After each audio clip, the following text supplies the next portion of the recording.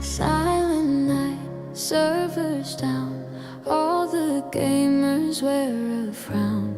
Package lost on Christmas Eve. No one knows what to believe. Console lights are fading slow.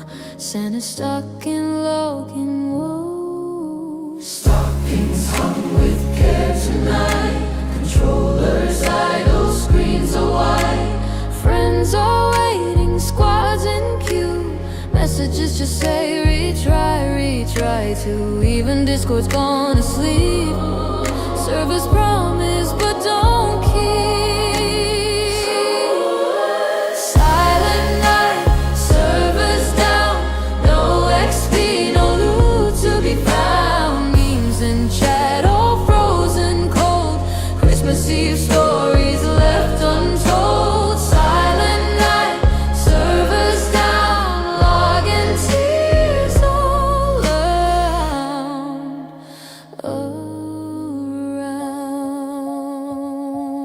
Oh, the joy we felt last patch, gone like Santa's sleigh, a mismatch. Press refresh, hope will ignite. Maybe by morning we'll be online tonight. Cookies baked, hot cocoa poured, but no raid boss to be ignored.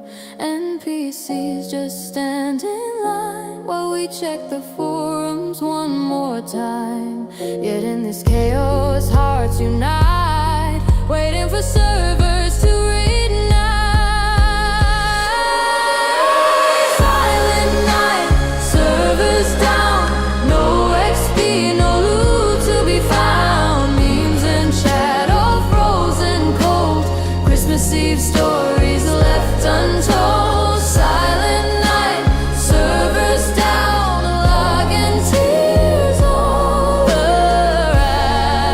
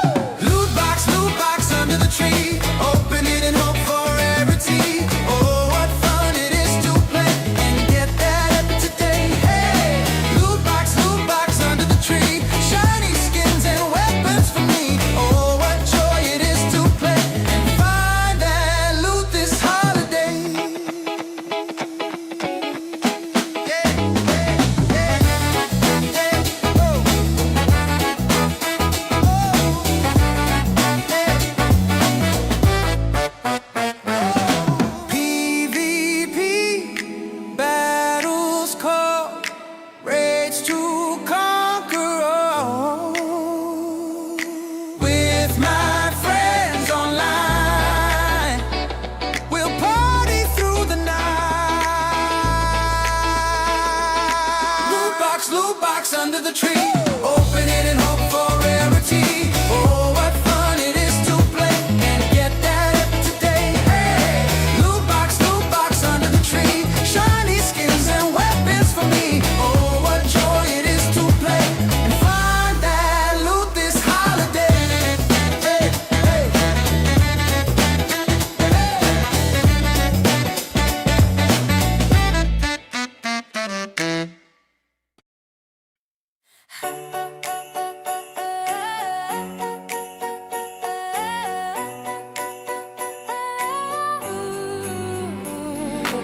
Snow falls softly on my window pane, but my game keeps stuttering again. I booted up, my heart is in the glow, but lacks the gift that I don't wanna know. I've been good all year, I swear. Santa, hear my game of prayer. All I want for Christmas is a stable frame rate. No more tears from the spinning, no more heartache. I don't need gold, I don't need fame, just a smooth frame. All I want for Christmas is a stable frame rate. Controller shakes in the winter night. Ooh, pixel snowflakes flicker in my sight. Friends are laughing in their cozy rooms while my frame per second is lost in a frozen gloom.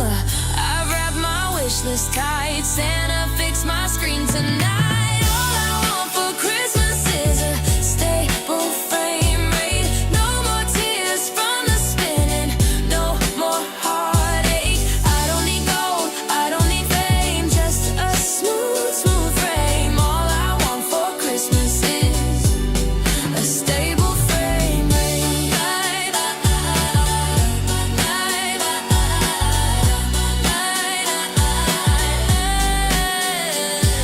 I've got my heart cocoa, I've trimmed the tree, but all I see is stutter misery.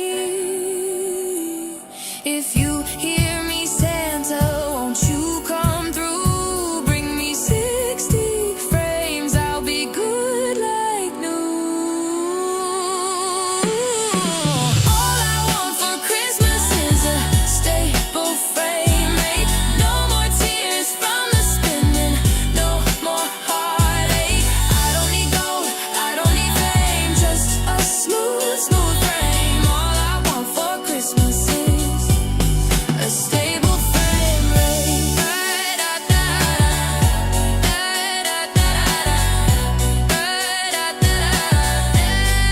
Stable frame rate. Ooh.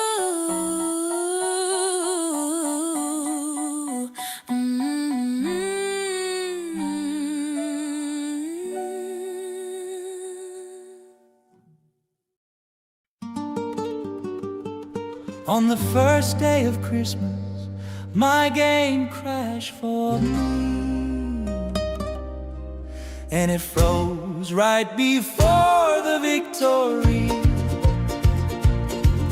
On the second day of Christmas, my game crashed for me. 2 blue screens and it froze right before the victory. On the third day of Christmas, my game crashed for me. 3 laggy servers, 2 blue screens and it froze right before the victory. On the fourth day of Christmas, my game crashed for me. 4 lost saves, 3 laggy servers, 2 blue screens and it froze right before the victory. On the fifth day of Christmas, my game crashed for me. 5 rage quits, 4 lost saves, 3 laggy servers, 2 blue screens and it froze right before the victory. On the sixth day of Christmas, my game crashed for me. 6 mods malfunctioning, 5 rage quits, 4 lost saves, 3 laggy servers, 2 blue screens and it froze right before the victory. On the 7th day of Christmas, my game crashed for me. 7 controllers spinning, 6 mods malfunctioning, 5 rage quits, 4 lost saves, 3 laggy servers, 2 blue screens and it froze right before the victory. On the 8th day of Christmas, my game crashed for me. 8 updates pending, 7 controllers spinning, 6 mods malfunctioning, 5 rage quits, 4 lost saves, 3 laggy servers, 2 blue screens, and it froze right before the victory. On the 9th day of Christmas, my game crashed for me. 9 graphics glitches, 8 updates pending, 7 controllers spinning, 6 mods malfunctioning, 5 rage quits, 4 lost saves, 3 laggy servers, 2 blue screens, and it froze right before the victory. On the 10th day of Christmas, my game crashed for me. 10 hours reloading, 9 graphics glitches, 8 updates pending, 7 controllers spinning, 6 mods malfunctioning, 5 rage quits, 4 lost saves, 3 laggy servers, 2 blue screens, and it froze right before the victory. On the 11th day of Christmas, my game crashed for me. 11 friends disconnecting, 10 hours reloading, 9 graphics glitches, 8 updates pending, 7 controllers spinning, 6 mods malfunctioning, 5 rage quits, 4 lost saves, 3 laggy servers, 2 blue screens, and it froze right before the victory. On the 12th day of Christmas, my game crashed for me. 12 servers downing, 11 friends disconnecting, 10 hours reloading, 9 graphics glitches, 8 updates pending, 7 controllers spinning, 6 mods malfunctioning, 5 rage quits, 4 lost saves, 3 laggy servers, 2 blue screens, and it froze right before the victory. La la la la la la la la. Deck the halls with microtransactions. Fa la la la la la la la la. Buy that skin, it's full of satisfaction. Fa la la la la la la la la. Like every game has something new to say. La la la la la la la la. Limited time pack, so what the heck? Fa la la la la la la la la. La la la la la. See the loot boxes all a glitter. Fa la la la la la la la la. Click purchase, hope you don't regret it. Fa la la la la la la la la. Yes, holiday bundles make your wallet shiver. Fa la la la la la la la la. $19.99, you might as well deliver. Fa la la la la la la la la. La la la la la. Oh, the mounts are fancy, the skins are flashy. Oh, and the pets are cute, your wallet's trashy. It's beginning to feel a lot like Christmas in your bank account. Deck the halls with microtransactions. Fa la la la la la la la la. Buy that skin, it's full of satisfaction. Fa la la la la la la la la. Learn Merry Christmas to all gamers spending. Fa la la la la la la la la. May your stash be full, your pixels blending. Fa la la la la la la la la. Fa la la la la la la la la.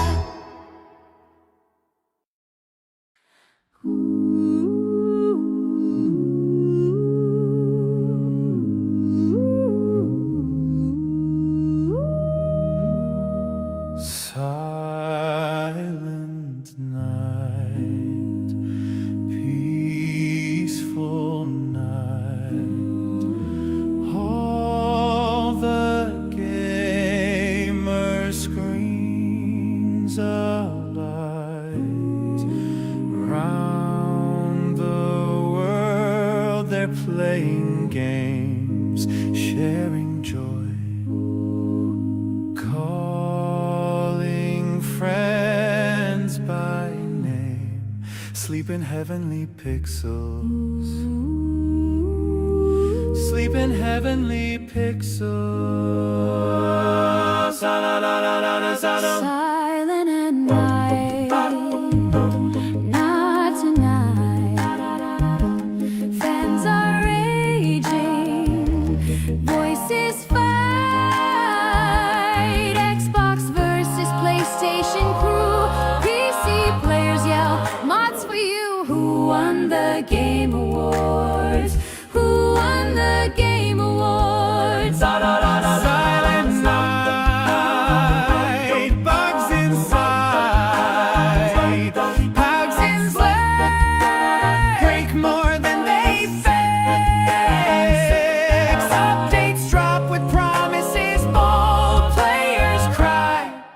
Where's the content we were told? Discord's full of fury. Discord's full of fury. Silent night. Silent night. Far from calm. Far from calm. Fans are yelling in alarm. Streamers scream while chats explode. Memes are flying down the road. Gaming's never silent.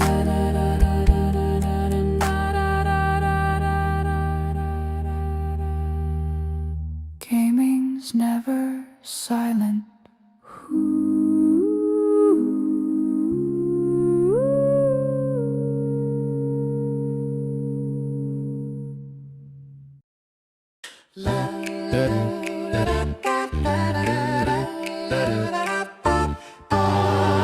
Then late our last Christmas. Didn't let our last Christmas. Last Christmas we waited all year, but the dev said sorry next spring, my dear.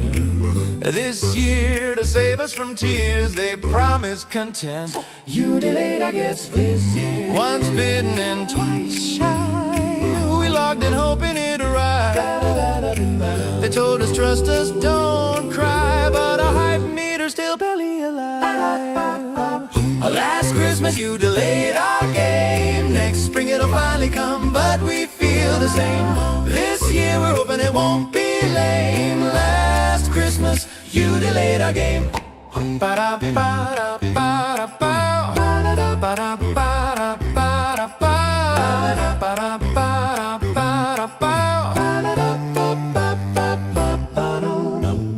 They teased us with trailers so bright, screenshots and streams late at night. We click pre-orders, hearts full of cheer, then poof, another delay appears. Oh, devs, don't make us wait again. We've circled calendars like it's a sin. And please don't let the hype die in vain, or we'll be bitter gamers once again. Last Christmas you delayed our game. Oh, next spring it'll finally come, but we feel the same. Maybe this year we're hoping it won't be lame. Oh, last Christmas you delayed our game. Last Christmas you delayed our game. Next spring it'll hardly come, but we feel the same. This year we're hoping it won't be lame. Last Christmas you delayed our game.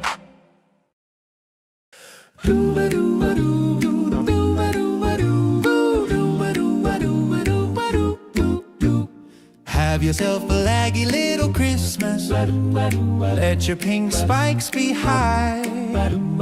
From now on our matches will be jittery through every in-game sky. Have yourself a laggy little Christmas. Make the rounds in festive cheer. Gather round with your online party, even if your squad disappears. Have yourself a laggy little Christmas. Check the loot boxes one by one. Try to catch the holiday skins before they vanish, even when the servers weigh a ton. Through flashing lights and sparkling snow, our avatars glide and fight. But when the frames drop low and the chat freezes, we still laugh through the night.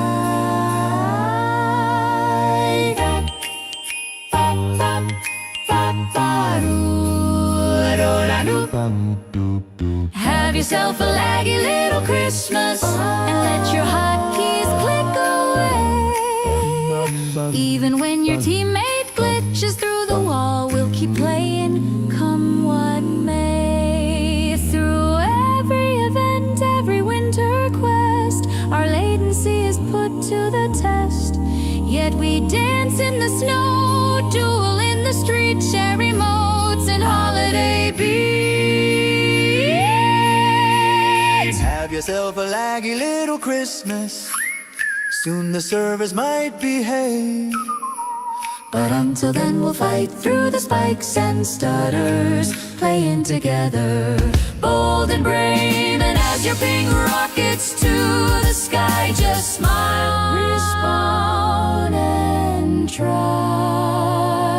try, try,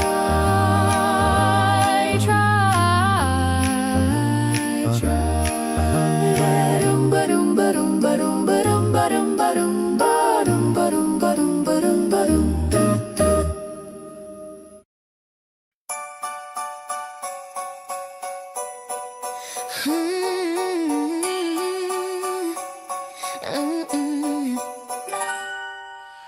Boot up the game, it's Christmas time. Expecting updates that blow my mind, but all I get's a snowy head and one new quest. What is that? They say big stuff next year, trust us please. Bruh, you told us that in 2023. All I want for Christmas is more content, more than a tiny update. Give me missions, give me loot, give me something brand new, not a recycled winner, reinvent deja vu. All I want for Christmas is more content. Come on, devs, drop something great. Oh, same old modes with festive lights. I've played this thing like 15 nights. Don't need a skin that looks like snow. Give me gameplay. Let's go, let's go. Roadmap says 2026 will slap. Yeah, cool, but what about right now on the map? All I want for Christmas is more content, just a little more to play. Not a candy cane sword or a gingerbread gun. I want actual quests that don't end in one run. All I want for Christmas is more content. I'm begging, don't make me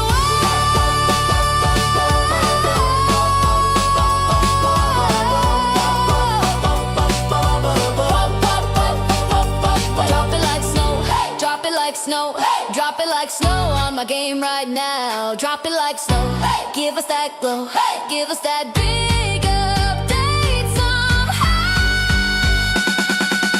All I want for Christmas is more content, baby. Give me reasons to grind, give me things I can do. Just a real good patch, that's my gift from you. All I want for Christmas is more content.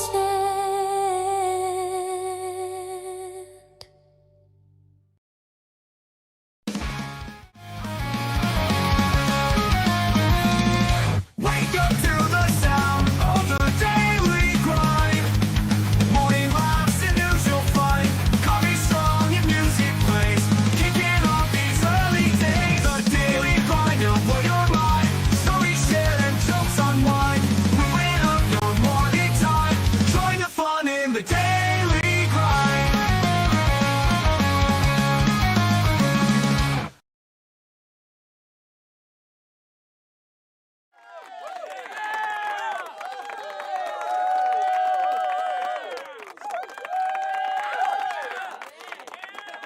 I'm muted. Hello, everybody, and welcome back to another day, another episode of the Daily Grind. I'm your host, 30NSG. And on today's show, we're going to be talking about the Oscars moving to YouTube beginning in 2029.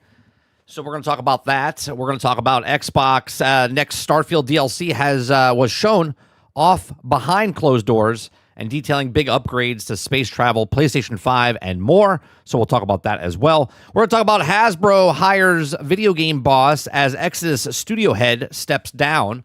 And then we'll talk about other little stories here and there. If you guys like what I do here, we do this Monday through Thursday from 10 o'clock in the morning till noon Eastern. If you like it, hit that like button, hit that subscribe button. If you'd like to go above and beyond that, become a member as little as $5. What's going on, chat? What's going on? Good morning, Jason, Travis. Let's see as I scroll down here. Altern, good morning. Roadkill, good morning. Eclipse, Roic, good morning. Sard, what's going on? Ron Slusher, good morning. Water Bear, just enough. Or Robert Jones. Kylo, good morning. Astraf, what's going on? Dolphin, good morning. Water Bear, good morning. Kylo, I already said Kylo. Kylo again, good morning. PS5, what's going on? And I think that's it. All right, cool. All right. I want to talk about Marvel's 18 versus 18 because Jason said about Marvel Rivals, which triggered me into talking about 18 versus 18. If you guys haven't tried it yet, it's chaotic. It is literally chaotic, and it's very, very laggy. Okay, very, very laggy for the 18 versus 18. And when I say laggy, it's like when shit hits the fan, all of a sudden you're like, and it's like stuttering, and it's like not playing online, not playing over the cloud, like playing just on the actual console. There's just way too much going on. What I wanted to say was the way I think they could do something a little bit better with 18 versus 18, I would take half of them away and just make it 18 people, right? 18 people, but you bring in a PvE event where you're going up against Galactus. Sort of like what Fortnite did back in the day, right? But you make some sort of large boss and you make him like super hard. Sort of like what they did inside the Marvel What If that they did for the zombies, right? Like bring them in 18 characters. If you want to do 36, it'd be really chaotic. But you put that out there, you make Galactus one of the bosses, and then all of a sudden now you fight 18. That could be pretty cool, right? You do some sort of event like that with a lot of people. That could be interesting. But the 18 versus 18, it's just so chaotic. You have no idea what's going on. You have no idea what's going on. You're just spamming, basically. You're like, basically, you're fighting like this. Right? You have no idea what's going on. There's just way too many people on the screen for such a small map, by the way. But yeah, interesting on paper, not executed very well. 18 versus 18 sounds like a doomsday event looming, perhaps, but Altered says from Marvel Rivals to laggy Rivals. Yeah. Water, I know you and me are both like praying. We're like, please make an Ultimate Alliance inside of Marvel Rivals. We don't need another Ultimate Alliance. We just want Ultimate Alliance stuff inside, like the base of it inside the actual game. Eclipse says Fortnite did with Superman event recently. We got the second day of Christmas with 2 laggy servers. That's right, second day. I think the last, what did Kylo say? I think he figured out I put it glow. No, I don't. It's not.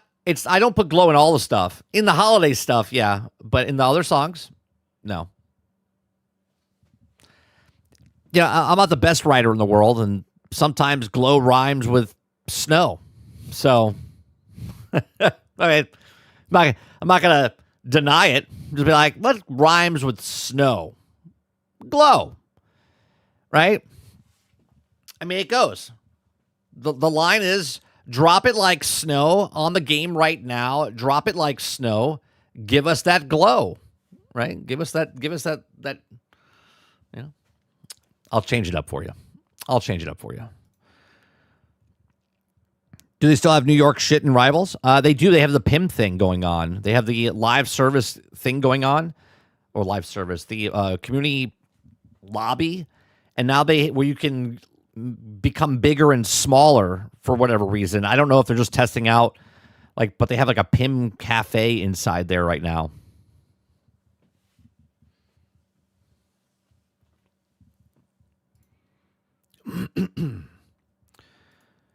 All right, let's go with the first story, which I want to talk about this Hasbro story. Okay. Jason Schreier from Bloomberg, okay, has a story. Well, this is what we saw off of the actual off of the X post here. It says, Exodus boss James Olin is stepping down as the Archetype Entertainment. Okay, at this stage, James felt, this is quote, at this stage, James felt his work on the game was complete and polishing, tuning were in great hands with the team, says Hasbro VP Abby Hodis. Okay, Olin had asked to shift his creative focus to tabletop role-playing games as they stay on the creative consultant for the company. Now, just on that alone, okay, I understand artists want to change. We talk about this all the time, right? If you're working on something for a really long time, but you don't get to see it happen, like when I worked in the film industry, right, I might work on a music video for a weekend, and then I might work on a feature film for 3 months, and then I might work on a commercial for a week, right? The job never got dull or boring for me in almost 20 years because I was always changing and doing something different. But could you imagine if I worked on one project, and let's say I worked on a feature film that took 7 years to make? Just that, 7 years to make. I'd lose my mind, okay? Excuse me. Right? So when a artist, a creative person wants to leave something, okay, they leave because they're like, you know what? They have no interest in it anymore. And the reason they don't have interest in it anymore, okay, and I'm just giving you my thoughts. I don't know if this is exactly what happened. But when you lose the passion, you're like, something's off. Like, he worked on the game, but was like, all right. Like, because if you're happy about it, then you're going to see it to the end. But if you're not happy with it, or you think it's just sort of like whatever, you're going to leave and be like, I don't really care what happens to it, right? So here lies the story. Okay, Bloomberg, Jason Schreier writes, Hasbro hires video game boss as Exodus studio head steps down. Okay. Now, Blizzard veteran, okay, will take over the video game division. Schreier says takeaways in this article is that Hasbro Inc. is bringing Paul Delena to lead the Wizards of the Coast Digital Ventures division under Wizards president John Haidt. Okay.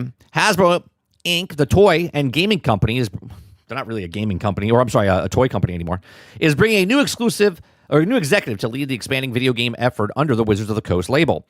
Blizzard's veteran Dreamhaven Inc. Co-founder Paul Bitta will take over the Wizards of the Coast Digital Ventures division under Wizards president John Haidt. Also, Blizzard veteran Hasbro said that the statement to Bloomberg on Wednesday. James Olin, co-founder of the company Archetype Entertainment Studio, developer of the upcoming game Exodus, will step aside. Okay, now obviously, it might not be anything.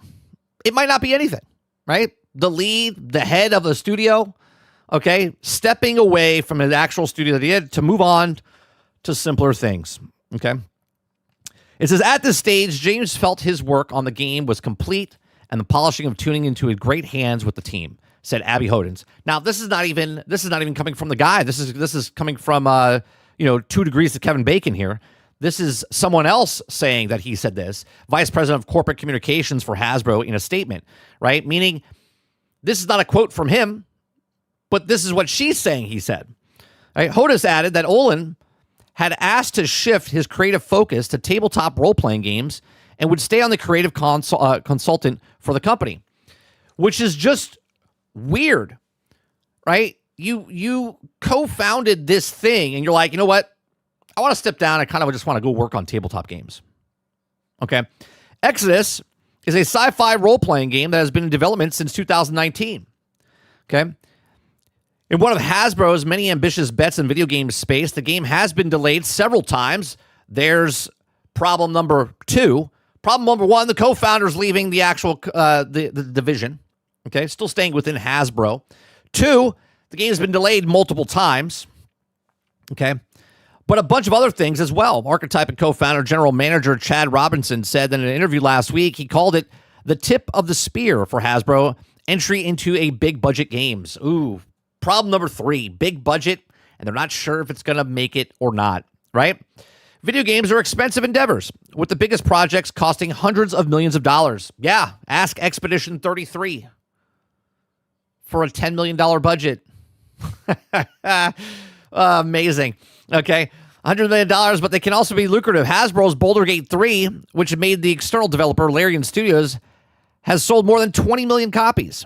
Last week, Hasbro also announced the Dungeons & Dragons game called Warlock. Earlier this year, the company said it would also partner with Stig, the director of EA's hit Star Wars Jedi action game, to develop a different action game in the Dungeons & Dragons universe. Okay? So, I have a little bit of an issue with this, chat, because I looked up other places that also had issues. Okay? Notable studio failures and declines after the leads left the actual company. Okay? BioWare with Mass Effect Andromeda and Anthem. Okay? It declined, right? Because the two iconic founders left the company. Okay? We have Konami with Metal Gear Survive. Okay? With released in 2018. It was the first Metal Gear game developed after the high-profile departure of the series creator, Kojima, left. Okay? Arcane Austin with Redfall. Catastrophic failure of Redfall in 2023. Often attributed to shift in leadership and studio direction away from the immersive sim.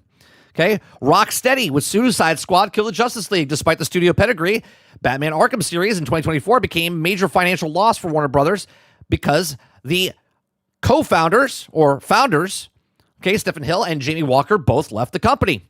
Okay. Bungie, Destiny 2, post-final shape. Okay. We have also other things with Mighty Number 9, 2016.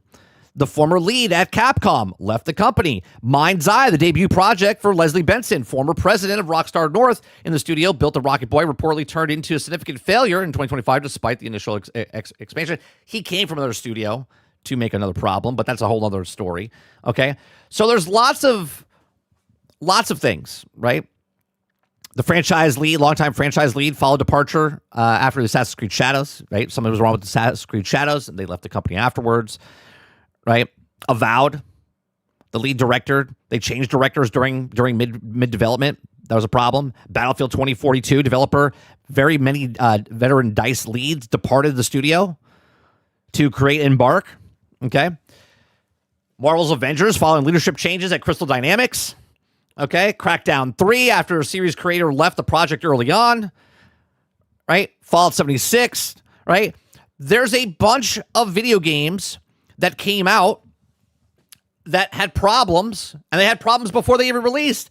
When the developers leave, when the leads leave the company, okay, think about this for a second. If you love something, like you have passion for something, you're going to stick it out to the very end because you believe in that product that you're doing. If a person high up in the company leaves the company, leaves the game, okay, all this stuff, if they leave that situation, there's red flags everywhere. Because if the lead of the company, or the lead of the developer, the lead of the co-founder, or everything, right, be like, oh, well, maybe they wanted to change. Okay, wait for a change until after the thing comes out. Wait to see it through. But they don't, and they leave, and then we hear these things of, oh, well, that's bad. Oh, the game had problems with upper management. Oh, they had problems with it, right? It's just so funny to me, right? We had this conversation last night. We were playing Battlefront 2, right? And it was like, oh, I don't see a big deal, right? This all lines up. Now, obviously, this doesn't mean that it's going to happen again, but there's so many telltale signs of issues of founders, co-founders, and all this other stuff, okay, that people leave the company and things change. If it's the actual what the franchise is, they fundamentally change it. If it's people that don't know what they're doing anymore, maybe they don't have any confidence in the people that are making the actual game. Look at what happened to Anthem. Look what happened to Battlefield 2042, right? Look at what happened to a lot of these games in the past where you look at it and go, well, what's the problem, right? So when someone says that this could be an issue, why did the lead leave this company?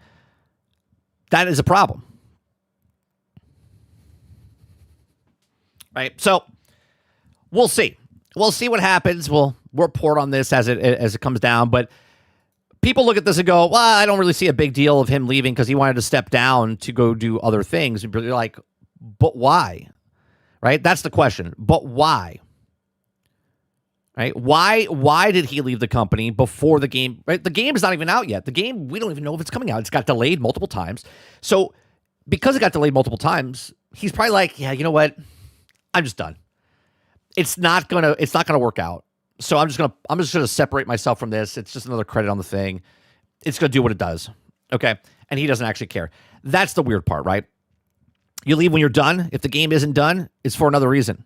The game isn't done, Sarge. So, and it got delayed multiple times. And we don't know if it's coming out in 2026. It could come out in 2027. So, right.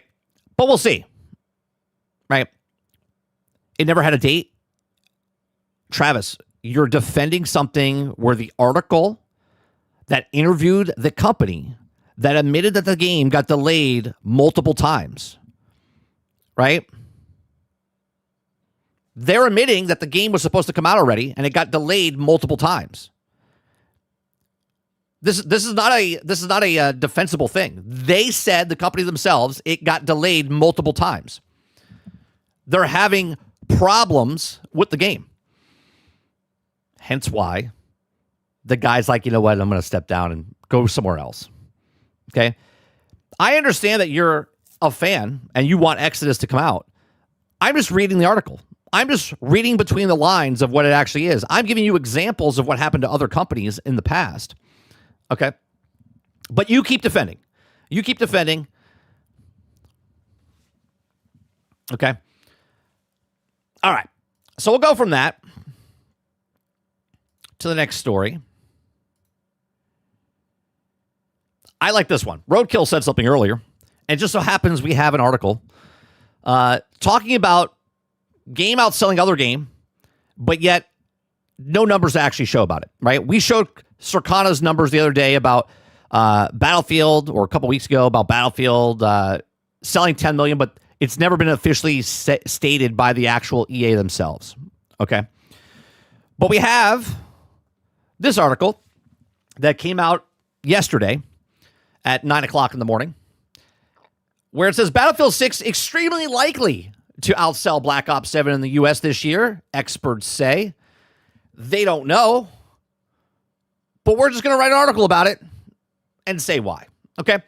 If you guys like what we do here, we do this Monday through Thursday from 10 o'clock in the morning until noon Eastern. If you like it, hit that like button, hit that subscribe button. If you'd like to go above and beyond that, become a member as little as $5. What's going on, gentlemen? What's going on, Mr. Z? Big Mo? Wonder Rose? Who else came in here while we were doing the other thing? Ray, what's going on?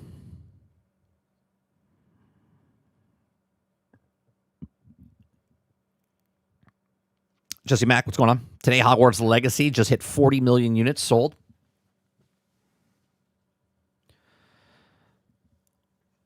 Yeah, no sales numbers were released for Call of Duty. No actual sales numbers were released for Battlefield.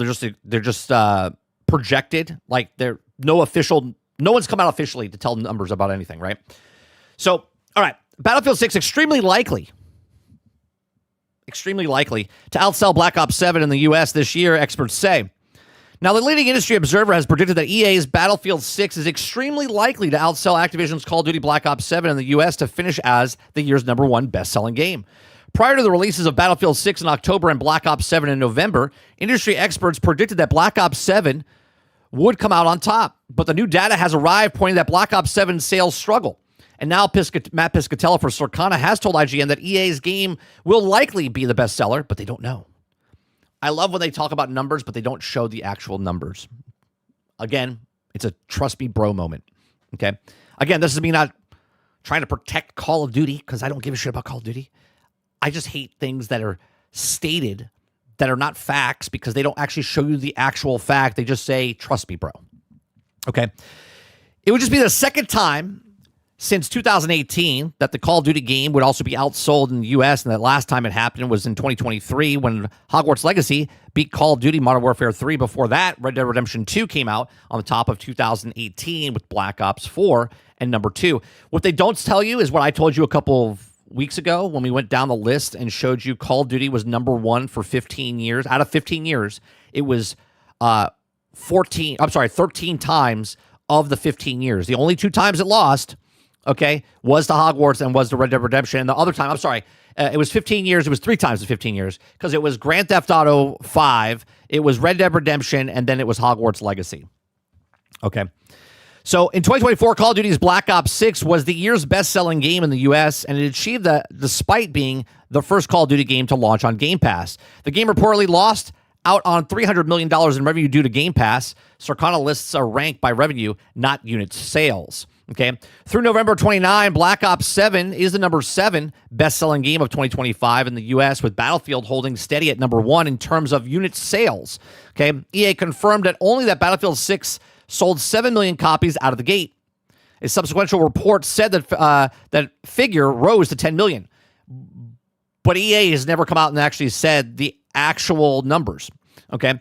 Activision, meanwhile, has not disclosed any specific sales numbers for Black Ops 7, and even if the figures were disclosed, it wouldn't tell the whole story due to Game Pass. Another element to the play is that Battlefield 6 is only available on PC, PlayStation 5, and Xbox Series X and S, while Black Ops 7 is on the platforms along with 2 more, which is PlayStation 4 and Xbox One.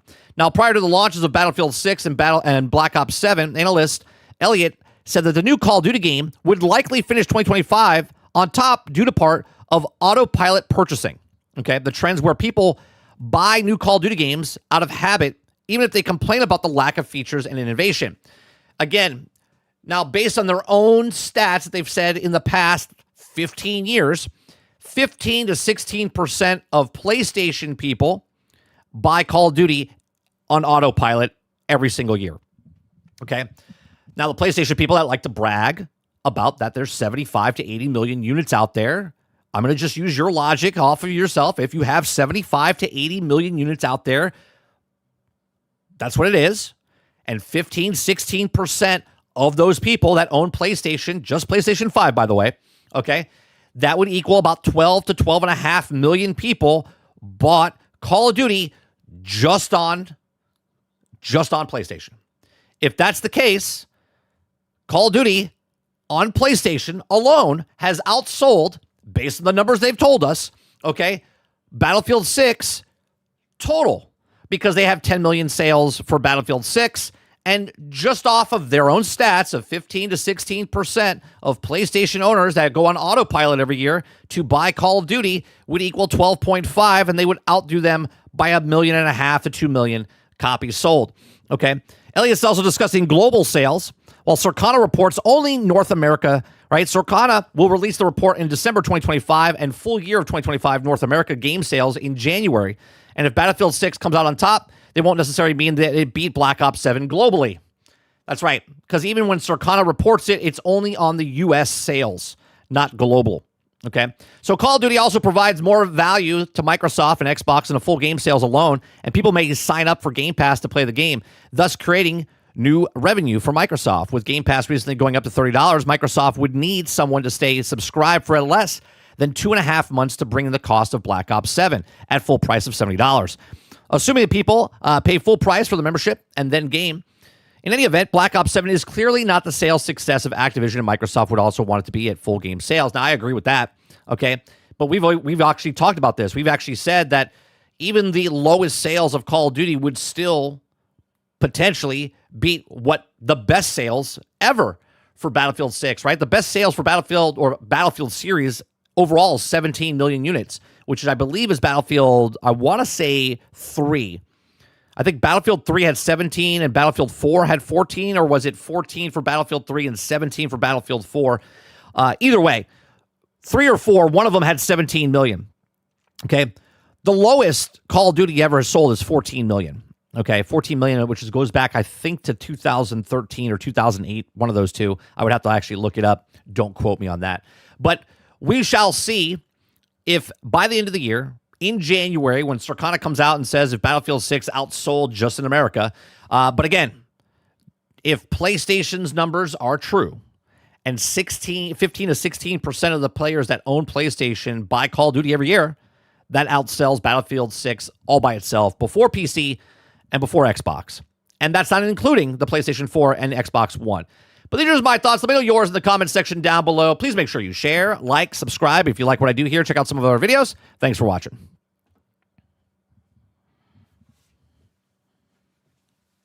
Roadkill says Battlefield 6 has outsold Black Ops 7. Look up any news article. The news articles are taking what Matt Circana has said, not the actual numbers. Please stop with these numbers that don't exist, saying that something. No one officially came out and said from the actual companies that actually make the games to tell you the actual sales numbers. They say they roundabout could have sold 10 million. That's based off of reviews. That's based off of stuff. There is no article, okay, that gives the official sales numbers of Battlefield 6. There's no sales numbers officially from Activision giving you sales numbers of Call of Duty. And guess what? There won't be. There won't be.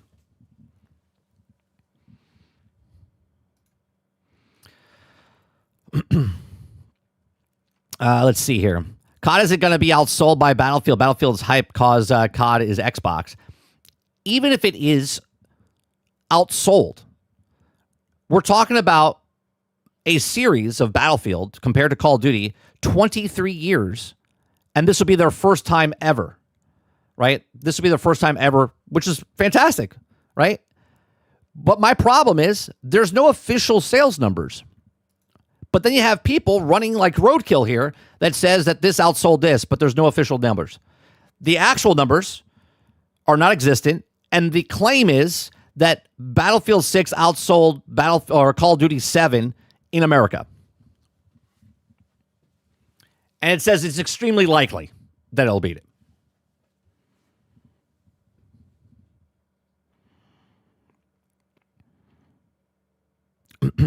Roadkill says, on my PlayStation right now, as I'm over the game, Black Ops 6, it says best-selling shooter of 2025. There is no official there's no official numbers for Battlefield 6 and Black Ops 7. I know you're talking about Call of Duty Black Ops 6. Okay. PlayStation 5, what did you say? Let me go back up here. Mr. Z says, when all game realize the final believe that every article written is to promote a specific bias. Even the news is not just reporting anymore. That's right. Right? I'm not taking an angle of this didn't beat this. I'm taking an angle of they're not telling you actual numbers.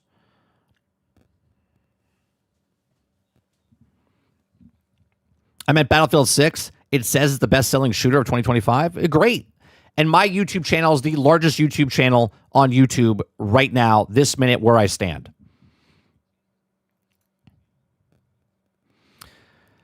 Ray says Battlefield 1 sold 20 million units. Nope. It had 20 million players, and then that also goes into effect when they gave it for a cheaper thing. So it doesn't matter about the actual sales. They actually don't show the numbers. You can go over here. Let's look it up, and I'll show you.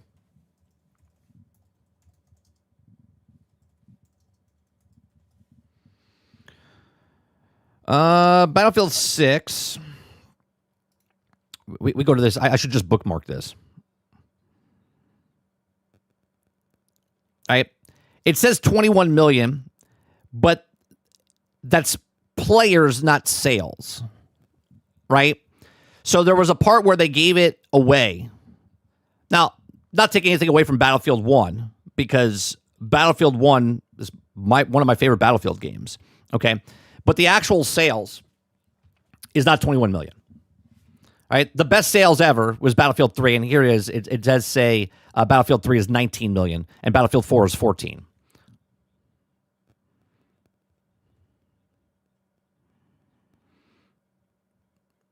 Let's see. PS5 says Roadkill. That was before COD came out. Look at the date. Clip says the article says most likely. It says extremely likely. Extremely likely. Ron says technically Battlefield 1 was bundled with Xbox One. Correct. Here's the more important question.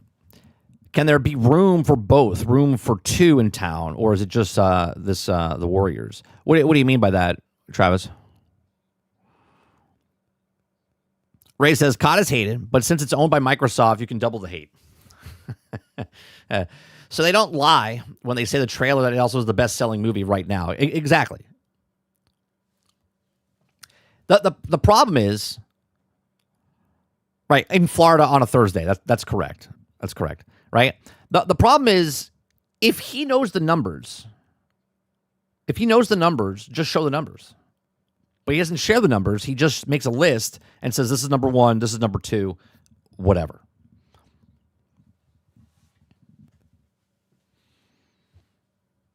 Why can't we all agree that we don't tell your sales numbers? Because they're lying. You can go from the one actual fact point. They will use the brains, please. Yeah, people, use your brains, please, right? That's all I'm saying. If you're going to tell me that this is the number 1 game, then show me the sales. But they haven't officially said. EA hasn't officially said the sales. Call of Duty hasn't said official sales. And when you go look at, I put it in chat the other day in Discord. Let me go to general and see what I got. Hold on, because I think I put it in specific channel, general. Then I put it in.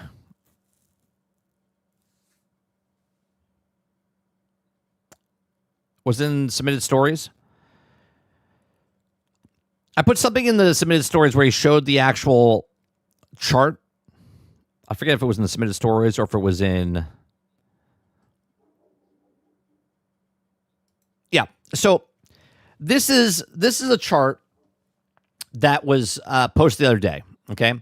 This is for December 6th or whatever, right? It says PlayStation's U.S. top 15 games ranked on total weekly active users, week ending in December 6th, right?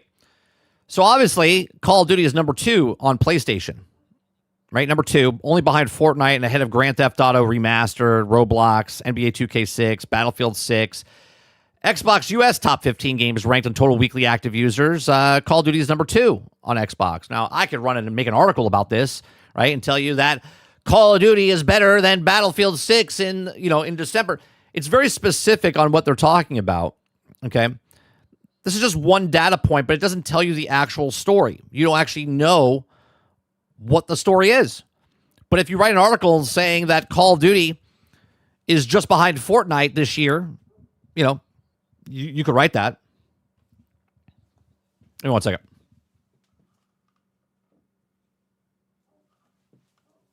All right. Going from that, I mean, you're more than welcome to believe everything that you read, but I'm going to be the one that breaks down the article and reads between the lines. And more times than not, what I read between the lines and show you what it is, usually becomes true. But we'll see. Let's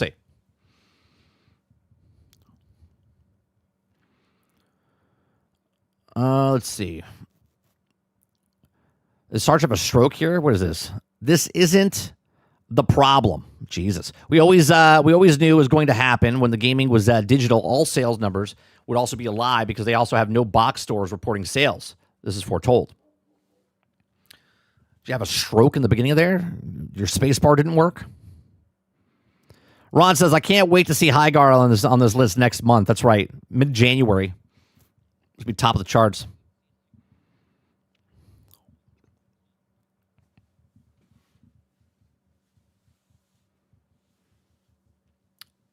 I will, Z. I will.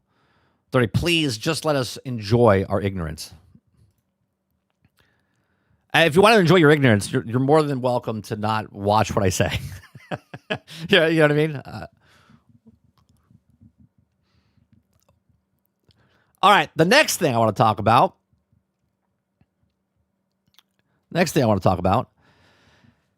Is Starfield.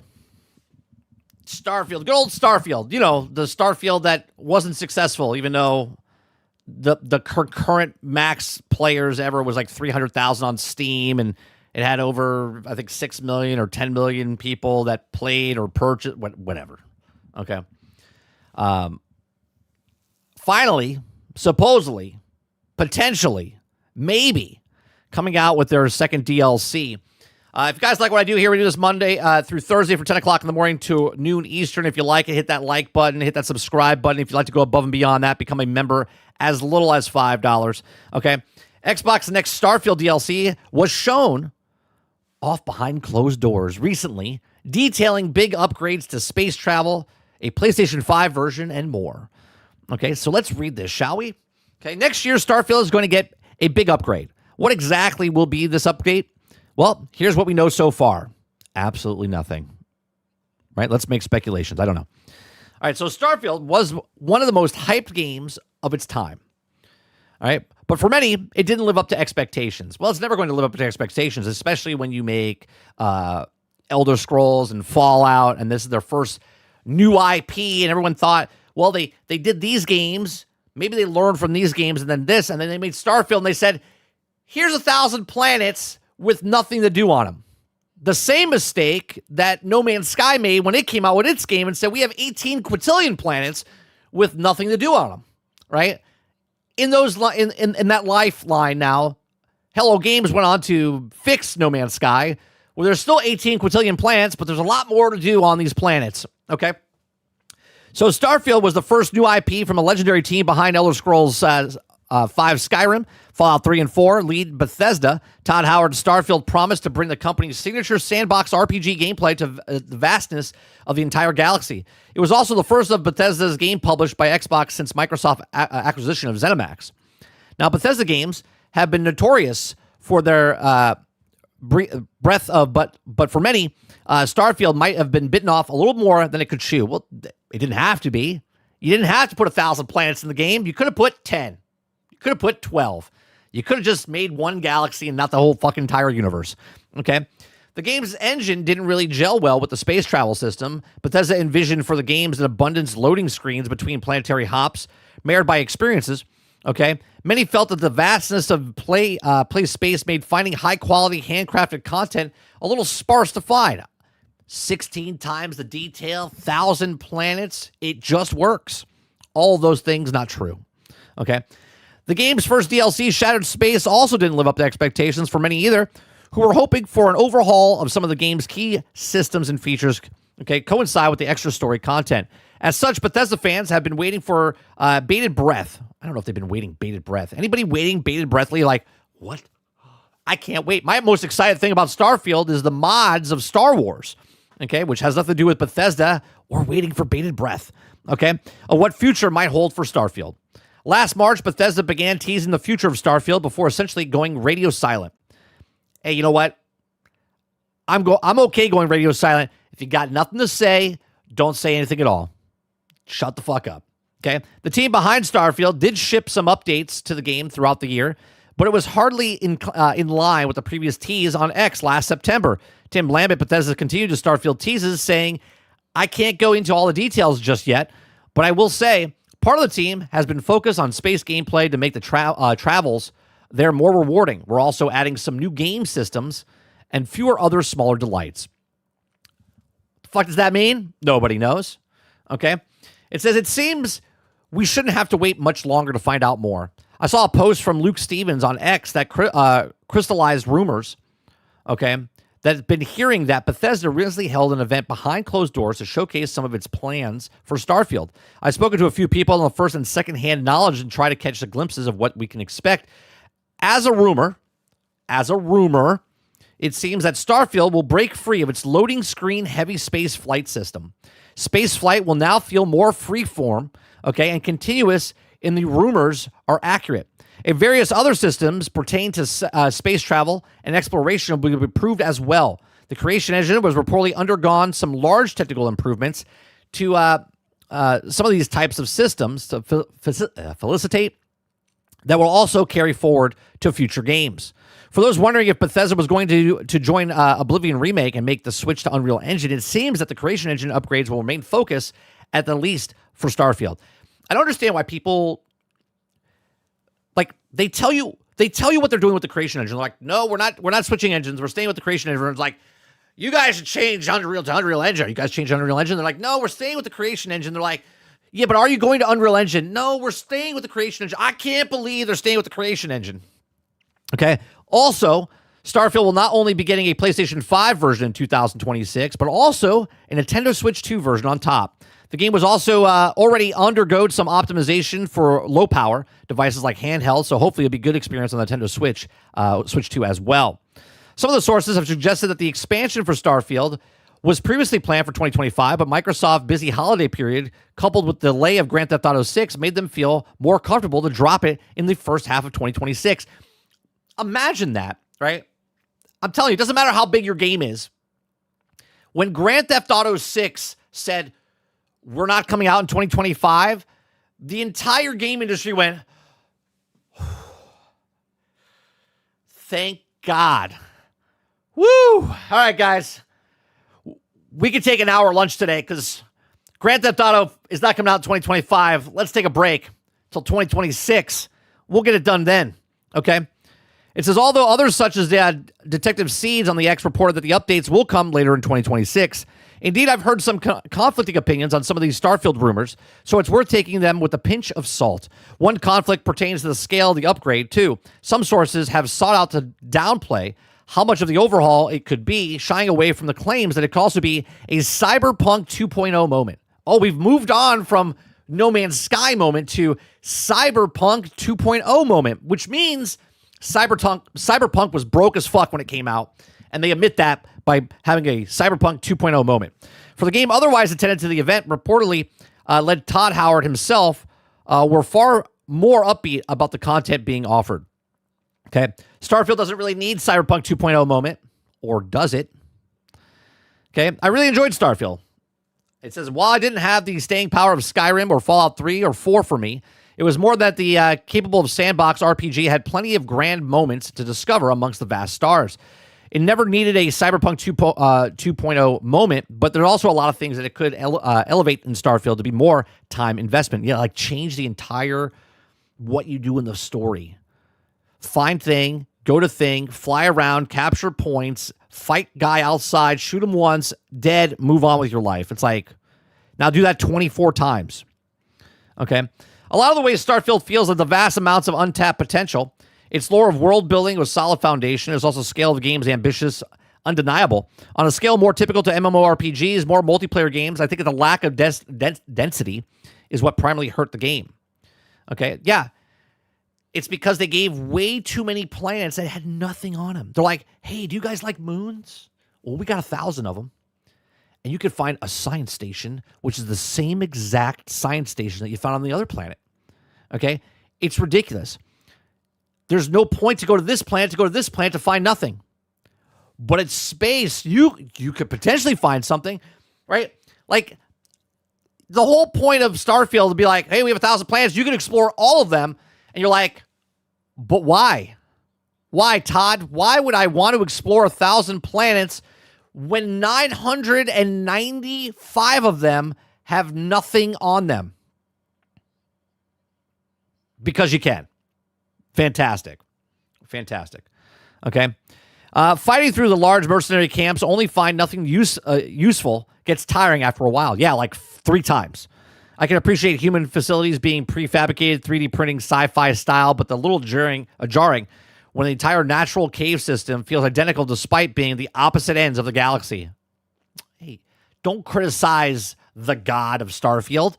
Maybe that cave was produced by God himself, and he made 2 caves the same, 3 caves the same, 5 caves the same, right? Like, how do you not put a procedurally generated system in there? How about Warframe, where you can go to a facility, and every time you go to that facility, it literally changes the way it moves, so it doesn't feel the same. How is that system 15 years old, and Todd's confused about randomly generated stuff in a world of 1,000 planets? Okay? Not only 1,000 planets, chat, but every time you land on that one planet, it's like 1,000 landing points stitched together to make one planet. Way more than that, actually. Okay? It says, I'm still investigating the finer details of what the future holds for Starfield. I'll be sure to share once I find out more. Tim Lamont teased a variety of new gameplay systems and smaller delights to go along with Starfield's next big update, and unfortunately missed in 2025 window. Hopefully this means improvements to variety of offer, general exploration, and maybe enhancements itemization, and things like that. As soon as I learn more, I'll let you know. So as I told Bethesda, quite stretched, attempting to capitalize on massive success of the Fallout TV show across multiple existing future projects, while also building up Elder Scrolls 6, leaving less room for Starfield. If true, when the DLC 2 emerges for Starfield, hopefully it'll be good send-off for the end of being used generation most polarizing games, right? Also remember that this game was absolute garbage, but more articles were written about Starfield than any other video game in the history of video games. Okay? Everybody hated it so much, but they couldn't stop talking about Starfield. And yet, here we are. Maybe it will have a No Man's Sky moment or dubbed Cyberpunk 2.0 moment, right? Maybe it won't. They do have another system coming out, or another DLC coming out. We saw the leaks about that and what the name of it was a couple months ago. And then on top of that, the PlayStation 5 and now the Nintendo Switch 2. So Starfield is going to be in the news a lot more going in the future. But these are my thoughts. Let me know yours in the comment section down below. Please make sure you share, like, subscribe. And if you like what I do here, check out some other videos. Thanks for watching. The side quests were the best. The side quests were the best. The main story sucked. Park Bear says, do you enjoy rocks and planets? We got plenty of those. Eclipse says, I never even landed on the planets. Why there's nothing, I could do, bitch. Right? Like, I think it keeps track. I think I landed on 23 planets. 23 planets of the, 1,000. Boggles my mind. Jason says, let's put all these planets with nothing to do. But you can explore them, Jason. You can find nothing on those planets. Do you know how easy it would have been to put one thing? I mean, let's be honest. They could have done this and nobody knows because people stop exploring. Okay. They could have put like the baddest ass weapon in the game. But the problem is people can data mine stuff and they can know things in the game without knowing where it is in the game. Okay. But they would have found it already. Okay. There could have been a weapon, piece of armor, cosmetic, story, something on one of these planets. And then someone could have came up along and been like, oh, damn, it's been 2 years. I just found something brand new in the game. Didn't know. And everyone's like, wait a minute. If you found that, what could be in all the other planets? But they didn't do that. They didn't do anything. It's so ridiculous to even fathom. They're like, yeah, this is a good idea. Let's put 1,000 planets for the selling purpose of the game, but let's not do anything. And I mean nothing on these planets. Well, you could build on them. For what? But you could go there and you could walk around and find nothing. Oh, fantastic. Oh, look, a cave with nothing in it. Oh, look, a building with the same stuff I already found on the other planet over there. Oh, look, a ship came down, the same ship that was over on the other planet that I already been to. Like, what are we doing? Lore, cosmetic stuff, weapons, mods, different factions, bases, something. You know what would fix this? Do you know what would fix this, chat? And I've talked about this in the very, very start of Starfield. I also talked about the Hogwarts Legacy. Okay? They should do what No Man's Sky did. Not a 2.0 moment for Cyberpunk moment. They should do what No Man's Sky did. The reason the 1,000 planets doesn't make sense is because it's a single-player fucking game. It makes no sense to have 1,000 planets in a single-player game. But it does make sense to have Starfield where it has a co-op mode or a online mode, sort of like No Man's Sky, where people could build bases and things on planets. They could start their own little community if they wanted to. And maybe you can see them, but maybe you can't. But there could be instances where you literally land, okay, sort of like what Fallout 76 is, right? There's like 18, 26 people on that server or whatever it is. Imagine landing on a planet and all of a sudden you see a base that's you built. And I'm like, holy shit, what is this? Oh, damn. This is a man-made base that I can explore and see, right? So then you can see the people's rewards, or you can see their house, or you can see the community they're building, or something along the lines of that, where they make it a light MMO type of stuff. Okay, like you play the single player game, cool, but now at the end, I said Starfield and Hogwarts Legacy should be like a Grand Theft Auto Online. Okay, like a Fallout 76, where at the end of the game, there's more things to do. Community hub, you can go into town, socialize with other people, right? That is what they could have done. And if they had 1,000 planets, then you'd be like, oh, that makes sense why they have 1,000 planets. But when you're playing a single player game, you're like, why is there 1,000 planets? It makes no sense. Again, just my thoughts. Let me know yours in the comment section down below. Please make sure you share, like, subscribe. I'll see you guys on the next one. All right. Let me see what you guys are saying here. Water says, whose idea was it to put 1,000 planets in the game with only dirt and rocks? Oh, that was Todd. That was Todd. Todd probably said we could have 1,000 planets. Someone's like, got it, Todd. Todd said 1,000 planets. And Todd's like, I didn't really mean 1,000 planets, but we could use it as a sale pitch.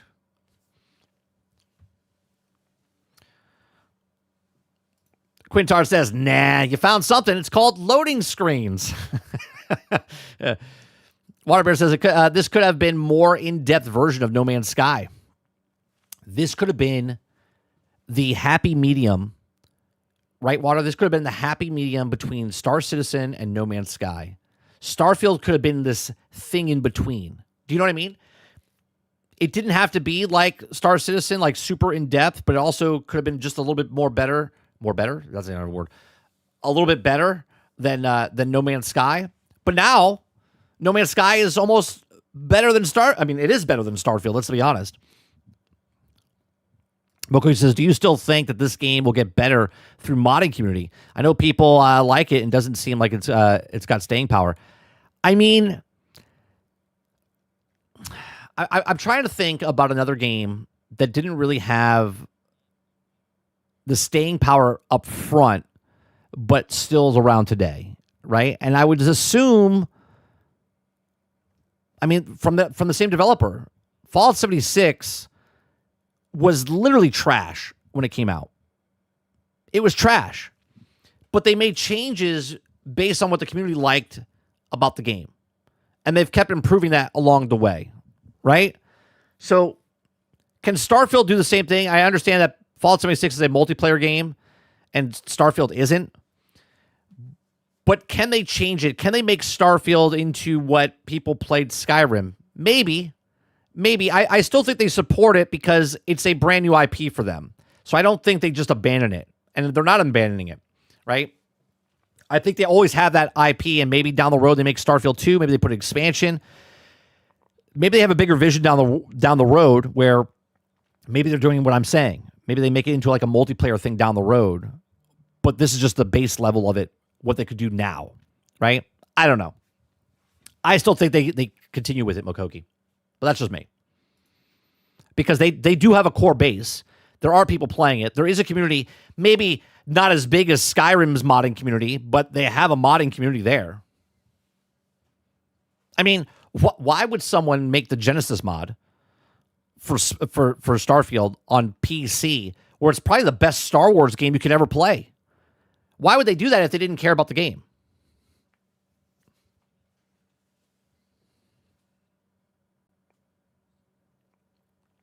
Eclipse says, I'm telling you, the new Elder Scrolls 6 map is completely handmade, and the dungeons are randomly generated. People will spend so much time in that game.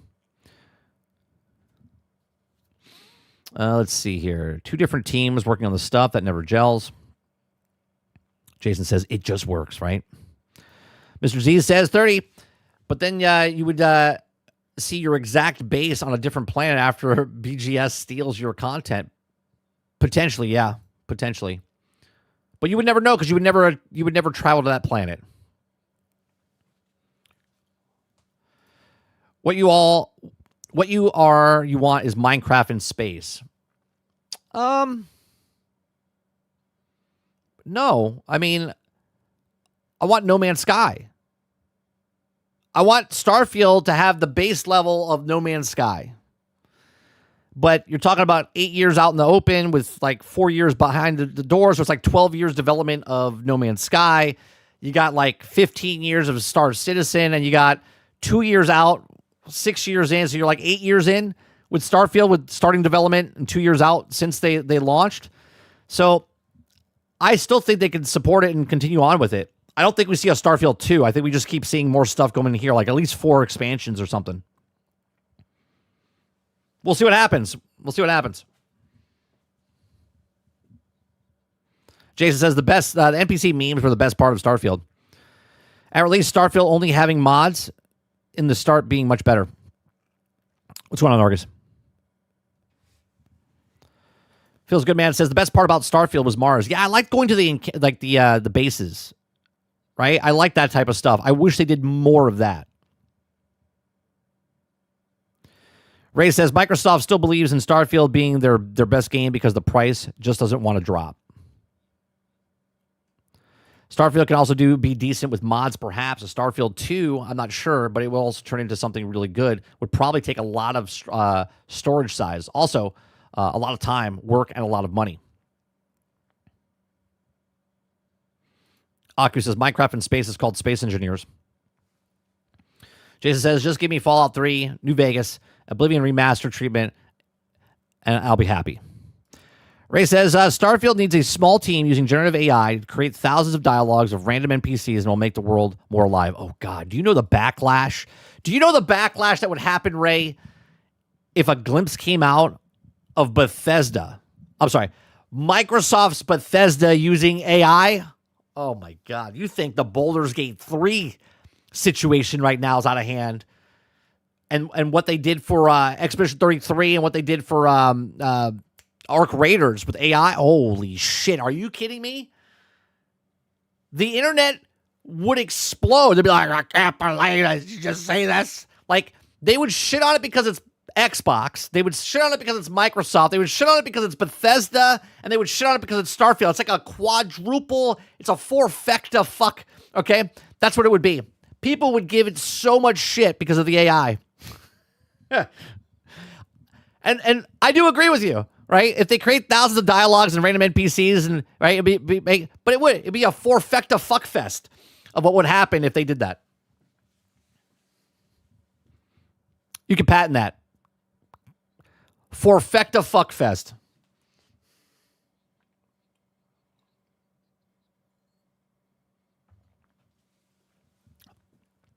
Trademark pending.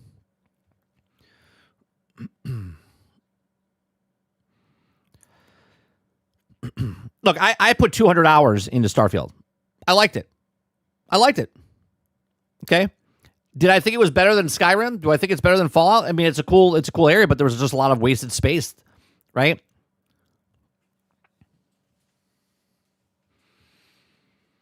Chopper Eric says, I agree with you about the backlash, but at this point, it's time from the push from the companies if it's not just inevitable. Yeah, I mean, it's going to happen. Right? It's going to happen. And obviously as more stuff comes out, we get conditioned. I mean, look at your feed now if you're on TikTok or YouTube or your shorts, right? You're probably watching, I don't know, 60, 70% of AI created videos where people rescue the animals or people falling off things and having, like breaking through windows or crushing pools, right? Like, they're all AI generated. So we're just being fed that and being conditioned to, it is what it is. Those videos that we showed a couple of weeks ago where the guy was doing the selfies with the celebrities, I've seen like 15 different ones now of that, right? So it's like, oh my God, he's got 17 million views. I should do the exact same thing, right? We're all getting desensitized to all of this stuff. You'll always have the purists, right? Like, there's people that just drink coffee. Doesn't matter what coffee it is. Doesn't matter if it's Folgers, twigs in the ground, coming out of a marsupial's asshole, right? But then you have the snobs of coffee. They're like, right? You're always going to have the snobs of whatever thing, right? There's going to be the snobs of, I don't want to buy it because it's AI. But the mass market is be like, I don't give a shit if it's AI. I'll buy it. If it's good, right? They won't care. Eclipse says Fallout 3 was bad too. Remember when the DLC came out? Break my save. Jason says, I also might be the only person who had no problems with that game. It also came out. horror story. I also saw other people that had with the bugs were crazy. I had no problems with Fallout 76 myself for 82 hours. Maybe a hitch here or there. But then my game like completely like melted down. I got invisible, couldn't get out of my armor, right? Like every time someone has a problem with a game, and I break a lot of games, by the way. I fall through the maps and stuff, but I never had a problem with Fallout 76. And I remember Skill Up showing the thing with the lights coming through the ground and glitching through the thing and stuttering everywhere. And like, I never had an issue until 82 hours in. Aku says, generative AI for audio is not that bad thing. Get into the firefight in the city, and you can also could have them react to many different ways. It's basically an update IMU system. Ray says, the indie game will release an AI game with the amazing dialogue, and the same AI hater will be like, look, Microsoft can't do what indie what devs can. Right. You're talking about Fallout New Vegas? Well, I'm just saying my problem with in Vegas, I had massive problems with Vegas. It's so glitchy, so bad, but I love that game because the story was good. Fallout 76, I never had any problems until 82 hours in. Ray says the physical movies snub saying 4K Blu-ray movies are better than the streams, yet 95% of the collection are older 720p DVDs. Right. I love the people that they watch movies on Netflix and think they have the best quality, but it really is like buffering and it doesn't have the best quality. Those always make me laugh. I paid for the 4K package. Sure you do. But you're not paying for the 4K download speed. Yeah. Idiot. Or they don't have the right cable to their television set. We've had this conversation before. How many people had they didn't have the proper HDMI cable plugged into their thing, but thought they were getting the best quality because it said it was the best quality? They're like, I got a 4K TV. You're like, yeah, but you're watching at 1080p. Well, it looks great. Okay. Well, enjoy your 1080p 4K television.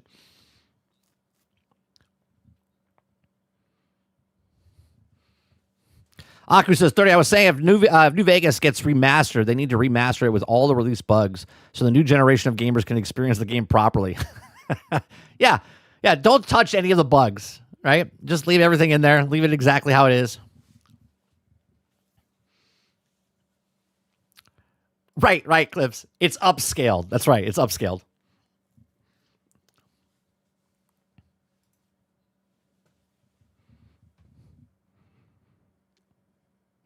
They get the shittier cables. They get the other stuff, you know.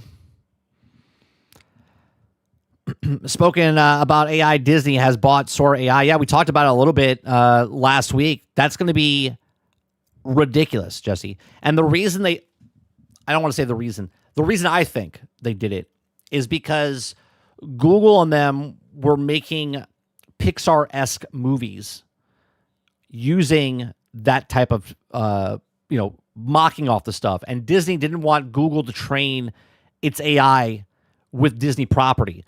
So Disney turned into the skid, okay? Meaning to stop others from making content off of their stuff and training them off the thing, they had to team up with one of the AI companies so they can now sue other companies. So if there's 10 AI companies out there and they teamed up with one, they can now sue the other 9 to stop training their AI off of their stuff. Okay? So that's why they signed a $1 billion deal, okay, with Sora AI. So only Sora AI can make the stuff. Now, I don't know what is in the contract or whatnot after the 3 years. It starts in 2026, ends in 2029. But anybody that wants to make anything Disney AI now has to use Sora AI. So Sora AI's stock goes up in value, not just physical stock. I'm talking about people interested in doing it. Then people start making Star Wars fan films, Disney-owned product, because make the problem, sell the solution. Their problem is they don't know how to make stories anymore. You saw what happened with the General Grievous video that we watched. Fucking amazing. Well, now you can do that legally. Right? Now you can do it with Sora AI, and you can make the story that I wanted to make. Luke Skywalker having a nightmare, woken up by Mara Jade. It was a bad dream, and 789 didn't exist. You could do that now. Starting in January, you can make your own story of Star Wars, okay? And Disney owns that. Disney owns it because they own all the stuff that you make on Sora AI, right? You made it, but you don't own it. They own it because it's their property, okay? So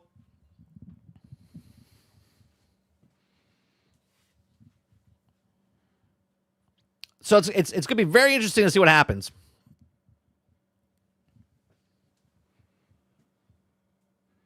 Jesse says, and YouTubers have to sign Sora by Disney, and they paid half the money, right?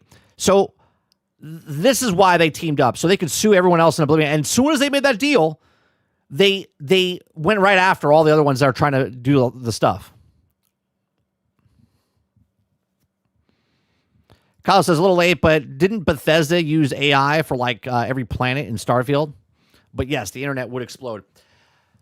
They use procedurally generated stuff, right? I mean, let's be honest, Kylo.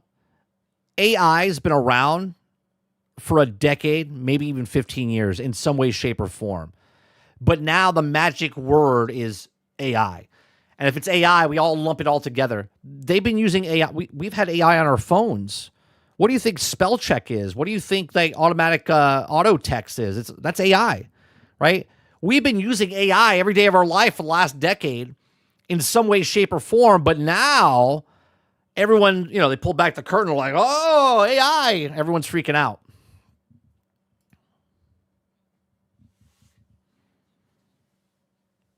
Clip says, didn't they keep the bugs in the remaster of Oblivion?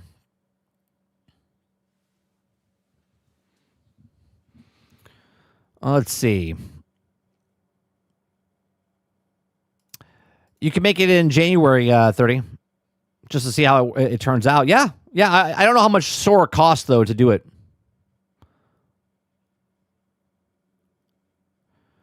Right? Now they can take your ideas without any pushback. Exactly.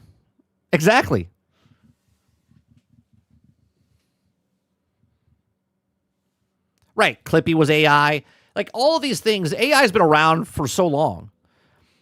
I love that people are against AI, but yet how many people own an Alexa? Sorry. Or use Siri on their phone. Right? Right? Like, it's so ridiculous to me because they're okay using it over here, but they're not okay using it over there. Choppy says they have used the fancy words to cover it up up for a long time, but it's AI, and we've been using it forever now. Exactly. But everyone now is like, right, it's exactly right, Robert. AI is the buzzword like green or organic. That's exactly right. It's a buzzword. People click on the videos and do all the stuff. You guys see what's happening now? Robinhood, right? The app Robinhood just announced, I think it was yesterday or 2 days ago, that they're doing prediction marketing now. So now you can gamble, because that's what it is. You can gamble on anything. Anything. Sports betting right on your Robinhood app. Okay? It tells you the payout if you win. You can make your own little prediction type of stuff.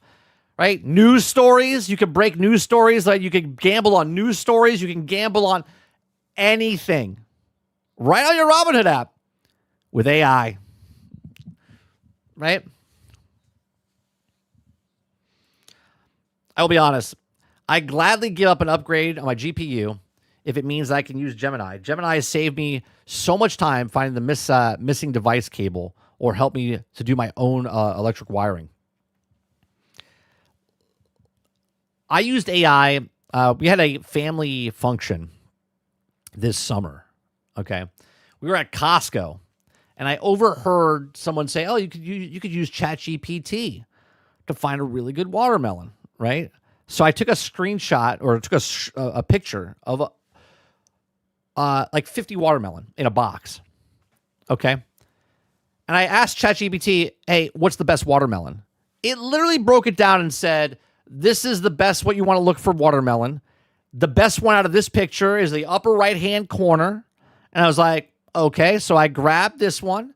I looked at it. I was like, this is it. I know how to pick a watermelon.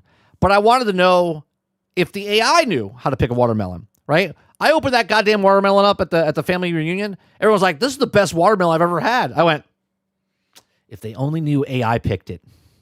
Do you know what I mean?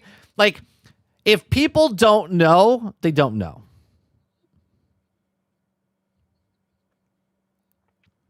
Mr. G says, my dad used to think that Salesforce was a cloud just because they were early adopters.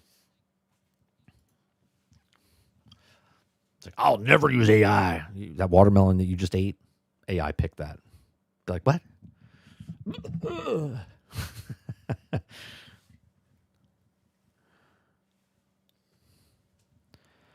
Just Love says, I don't know if it's Robinhood, but you can now use AI to mail custom ETFs, which is pretty cool.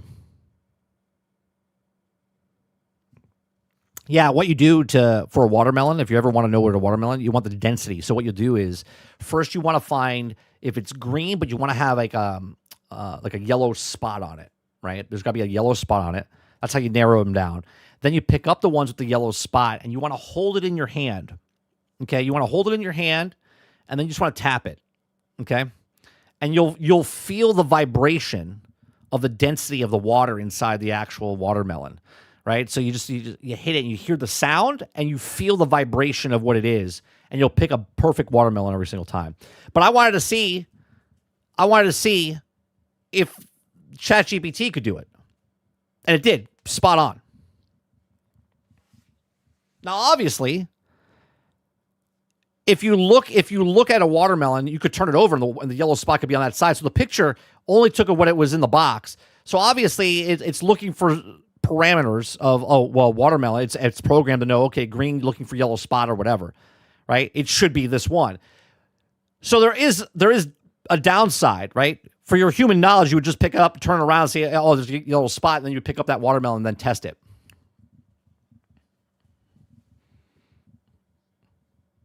Mo says, yep, and I know my watermelons. But now you don't have to do that. Just scan it with AI. It's exactly right.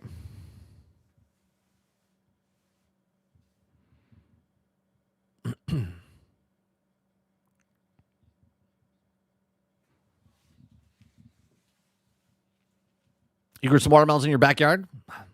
Watermelon season's good. Right now, honeydews are pretty good. Cantaloupe's never good. Cantaloupe's got like 1 week a year that it's good. Right? Honeydew, though. Honeydew right now is good. You know, a lot of people, we're going down the rabbit hole, chat. I don't have the rabbit hole thing to pop up on the screen. But I notice a lot of people, when I go to supermarkets or when I go pick my fruit, that a lot of people don't know how to pick fruit, right? They don't know how to pick fruit. They're lost on what a good pineapple is, watermelon, honeydew, right? They just don't know. You'll see people, if like you pick it up, do a test, right? Do a test for me, right? Next time you go to a store to pick a pineapple, a watermelon, a honeydew, just pick it up and do the test, right? If you know how to pick the fruit, you pick the fruit, right? And watch how many people around you watch you do what you do. Because they'll pick it up and they don't know what they're doing, but they'll just pick it up and be like, he's doing this. They have no idea. They'll just hit stuff and right. It's amazing how many people don't know how to pick actual fruit. They're just grabbing one and then leaving, right? They probably don't know how to pick pears. Right? They don't know anything. Do it. Do a test next time you go. Especially at like Costco or a BJ's or something like that. Sam's Club, BJ's, whatever it is.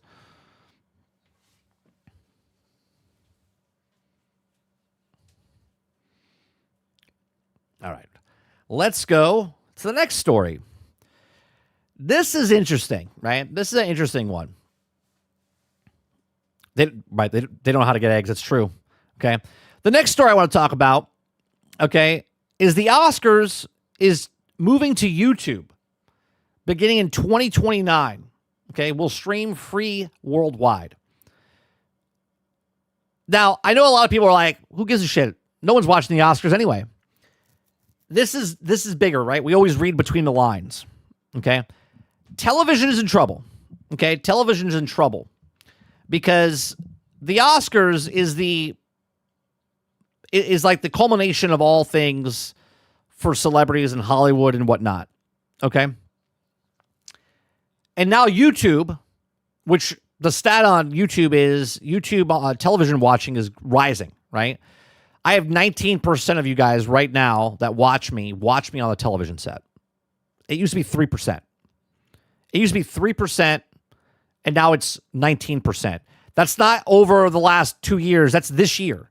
It went from 3% to 19% in just this year, okay? More and more people are watching YouTube on television. The Oscars, which has been on ABC, which is Disney, for 50 years. 50 years. Okay? So this is a big thing, and this is more of a big thing for YouTube and where YouTube is going than it is for the Oscars, in my opinion. Okay? If you guys like what I do here, we do this Monday through Thursday from 10 o'clock in the morning till noon Eastern. If you like it, hit that like button, hit that subscribe button. If you'd like to go above and beyond that, become a member as little as $5. Okay? So the Oscars is heading to a very small screen. In a move that's sure to send shockwaves through Hollywood, the Academy, the Motion Picture Arts and Science, has signed a multi-year deal that will give YouTube the exclusive global rights to the Oscars beginning in 2029, with the 101st ceremony running through 2033. Okay, ABC, where the film industry's biggest night and aired in for decades, as rights to the telecast through 2028. The Oscars include red carpet coverage, behind the scenes content, Governor's Ball, and will be available live for free on YouTube to viewers around the world, as well as the YouTube TV subscribers in the United States. There will also continue to be commercials during the Oscars on YouTube, according to the sources familiar with the matter. Architects of the agreement said that they hope to move to YouTube will also help make the Oscars more accessible to the Academy's growing global audience through features such as the closed captioning, audio tracks available in multiple languages. Okay. Did you guys see, sort of on the same platform here, what the Game Awards did? The Game Awards has now surpassed the Super Bowl in viewership. It was like 112 million, 115 million people, okay, watched it. That is what YouTube can do, okay? So the Oscars is now going to be seen by way, way more people. What's going on, Jacob? Okay. It says, quote, "We are thrilled to enter the multifaceted global partnership with YouTube and the future home of the Oscars of our year-round Academy programming," said Academy CEO Bill Kramer, the Academy president. Okay. In a joint statement, the Academy is an international organization. The partnership will allow to expand access to the work of the Academy and the largest worldwide audience possible, which will be beneficial to our Academy members and the film community. This collaboration will leverage YouTube's vast reach and infuse Oscar and other Academy programming to innovate the opportunities for engagement while honoring our legacy. We'll also be able to celebrate cinema, inspire new generations of filmmakers, and provide access to our film history at an unprecedented global scale. Let's be honest. The Oscars were hurting because what's happening to my camera? My camera's like, what is happening with the white balance? That's weird. Maybe my camera's going. The Oscars is having issues. It has nothing to do with because it's on ABC. It has a lot more to do with other stuff as well, what's happening in the industry. But this is a good change, right? It's a good change because they basically, they're trying to get to the new clientele. Okay, a lot of people are not watching the Oscars anymore. I think the last time people watched the Oscars was when Will Smith slapped Chris Rock. And they didn't even watch it. They watched it after the fact and watched that clip over and over and over and over, right? So, be able to celebrate the cinema, inspire generations of filmmaking, okay? It says, quote, "The Oscars are one of our essential culture institutions, honoring excellence and storytelling of artistry," said YouTube CEO. "Partnering with the Academy to bring the celebration of art and entertainment to viewers all over the world will inspire new generations of creativity, film lovers, and staying true to the Oscars story legacy." The Academy has also been seeking new broadcast licensing agreement for the better part of 2025. Over the summer, several accepted that the unconventional buyers, including NBC's Universal and Netflix, that'd be weird. That would have been, I mean, it's weird it's on YouTube, but it would have been weird if it's on Netflix, right? Had come into mixed potential suitors. Insider believe that YouTube shelled out over 9 figures for the Oscars, besting the high 8-figure offers from Disney and ABC, NBC Universal. Under most recent contract, Disney was paying around $100 million annually for the Oscars. But given that the ratings declined for the Kudocast, Disney and ABC were reportedly looking to spend less on licensing fees. Insiders say that Disney executives were surprised to learn that YouTube, a sole streamer, and not a linear streaming combo, won the bid. There was anticipation of the possibility of NBC Universal grabbing the rights, but insiders were expecting the Oscars to wind up at YouTube. That's because YouTube doesn't have the production infrastructure like the other ones. Even streamers like Netflix and Amazon have built up to produce live events. Granted, YouTube will also have 3 years to put together a team, produce the show, but it also is possible that the Academy went with YouTube precisely because it could take over a full production of the Oscars. It's not a secret that the Academy and Disney ABC would also occasionally have disagreements over the best path of the Oscars, including the show's length, which awarded the presenters and who should host. Now the streamer, with no time limits, and the Oscars can be any length, the Academy likely to carry Blanche to Kate Blanche, Crater Blanche to other whether or what with the telecast. It says they also do whatever they want, says one insider. You can have 6-hour Oscars hosted by Mr. Beast. I don't think the length is the thing. You don't want to do a 6-hour Oscars, but you could do a bunch of stuff leading up to the Oscars, right? Several questions remain unanswered, including what happens to the Academy International distribution deal for the Oscars, reach represent additional licensing fees, advertising revenue on top of Disney ABC deal. It's also going with YouTube. Does the new license fee offset the Academy was making globally? Also, it's unclear how viewership will be measured on YouTube, given that there won't be the same report card linear. There's also a question of YouTube review. What do you mean? They keep track of everything. So if you put it on YouTube, and then it's in different languages across the board, they'll just look at what all the things are and go, this is what the live viewership was. It's not that hard to do. There's also a question of YouTube reviewers' attention span. Although videos have grown in length on the server over years, the audience members losing attention is going elsewhere. I'm going to say also looms large. At the same time, the Oscars airing on the network television are no longer garnering the ratings of yesteryears. Even the infamous incident with Will Smith, there you go, slapping Chris Rock in 2022. Was that really 3 years ago? Only boosted the show on average of 16.6 million. 16.6 million. Think about that for a second. The Oscars was watched 16.6 million viewers. Meanwhile, the Game Awards was watched 112 million times. Okay. This year's 18.1 million viewers were impressive, given that the show's recent history declined linear TV viewing. Large pales in comparison over the days of yore. Most watchers of the Oscars ever, for example, took place in 1998 and hit 57 million. So again, the Game Awards is 3 times popular, well, 2.5 times popular than the best Oscars in 1998. For Disney and ABC executives, losing the Oscars to YouTube doesn't sting as hard as it would have if it having to see the wind up on direct competitor like ABC, NBC Universal. Boy, does Hollywood not know what's coming. Okay, live TV remains priority for Disney and ABC, having just acquired Grammys for CBS. The company notes that the 2027 will also host the Super Bowl and the Oscars and Grammys all in one year. ABC has been also a proud home of the Oscars for more than half a century. The company's also statement that it look forward to 3 of the telecasts, including Centennial celebration in 2028. But the news also has left some baffled on what this means for the storied award show's institution, particularly after the celebration of the 100th anniversary. The move also comes during a challenge time for the film industry in general, and the question is how movies might even be distributed and consumed in the start of the next decade. With the fate of Warner Brothers' theatrical effort currently being up in the air, ongoing debate, theatrical windows, and that was also an Oscar move, but YouTube takes over the reward. On the flip side, other notes that exactly what makes sense to move to YouTube, already a most watched streaming platform. YouTube will likely be even more dominant for us at the time and place, right? What's going to happen 5 years from now with YouTube, right? 5 years from now, you can already see what's happening with YouTube, right? You guys have noticed something's happening with YouTube. The videos that you used to watch, not so much anymore, right? The algorithm has completely changed. They're putting more. Every year that we've passed, more and more celebrities move over to YouTube and have their own show. More production value of companies starting their own television network over on YouTube, right? I mean, that's what this is, right? This is my own network, right? 30NSG, news, shows, and gaming, okay? I'm only a one-person entity here. But if I had other people, we could have different shows. So like from 10 to 12 would be the Daily Grind. And then from 1 to 2, it could be, a certain game or a certain topic or another podcast, right? That's what's happening.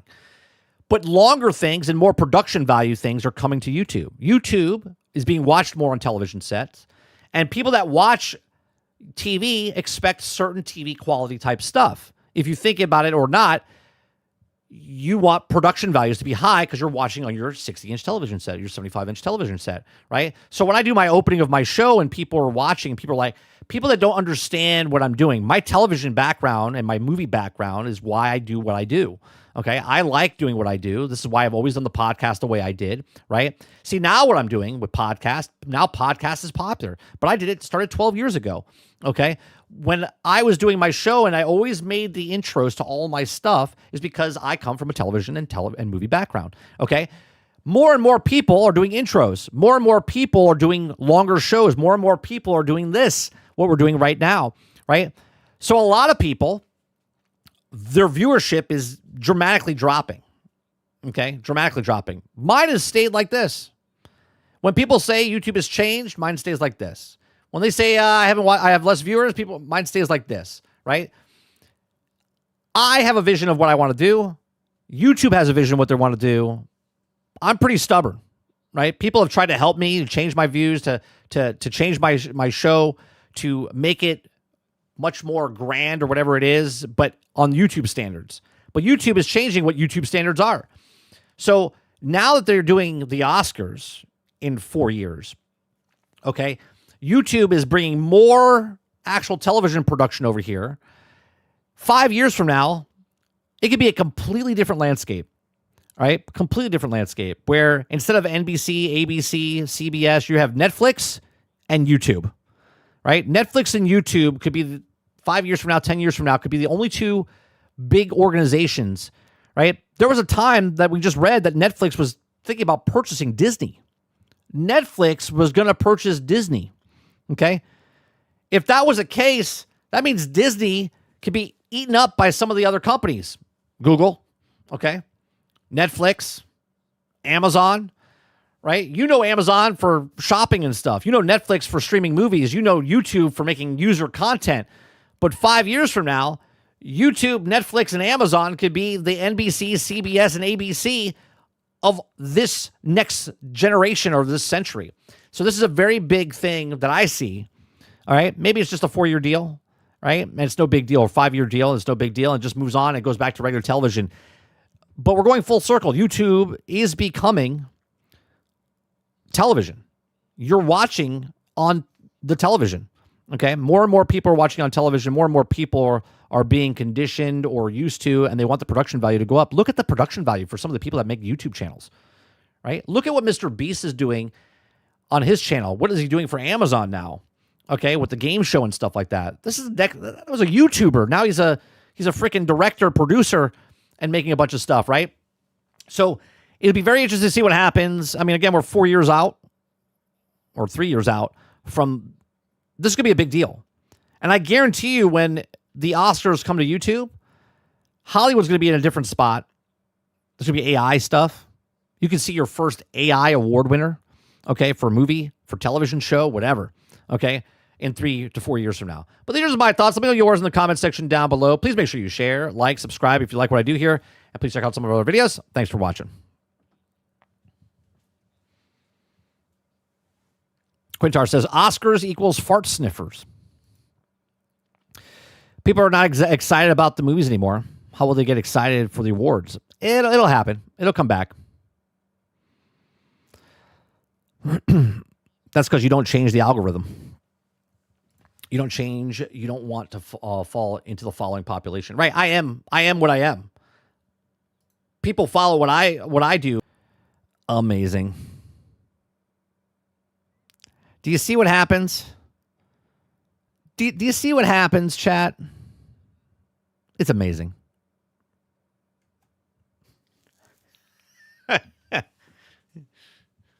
Fucking every time.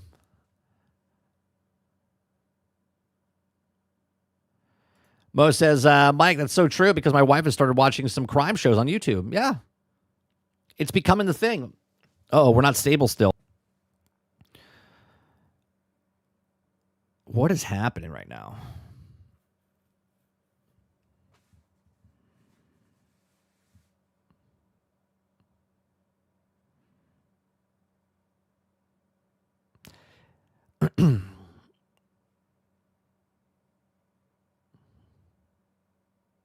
It's not a coincidence at this point, you know.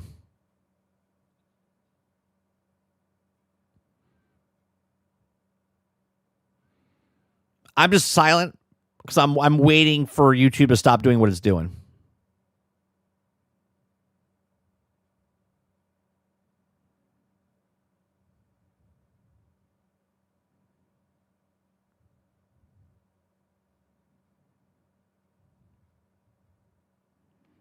There's someone at headquarters just doing this. That's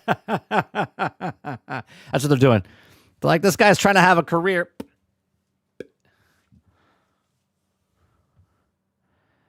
I have no idea what's going on.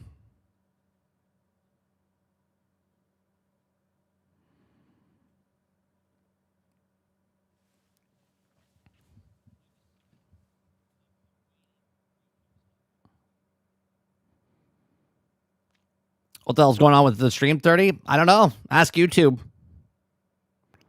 On my end, I have 8,000 kilobits per second, 0 drop frames. But yet, for some reason, YouTube keeps dropping.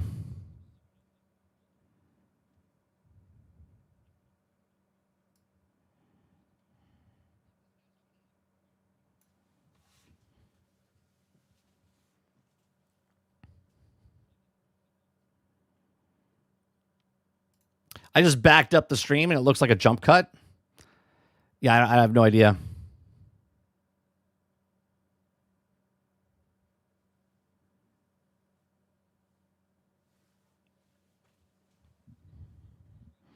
There's been weird stuff happening with the internet of late.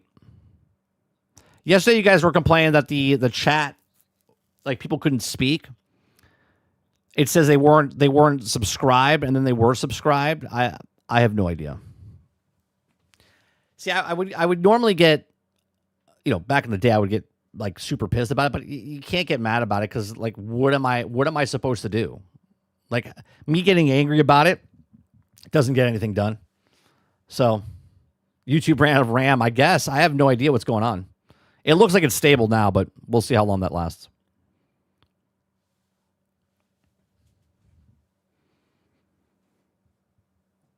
Robert Jones says chat is still bugged on mobile. You have to change to all chat to type. That's weird. Yeah, I don't understand. I don't understand. All right. We got about 30 minutes left. Let's see what other stories I can bring up here.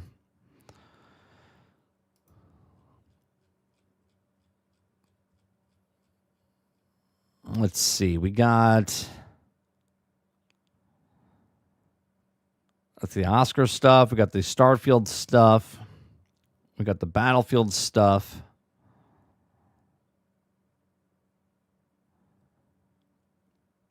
We got Arc Raider stuff. Oh, it's 171 million global live streams for the Game Awards. That's crazy. 171 million. So it was triple. It is triple the amount.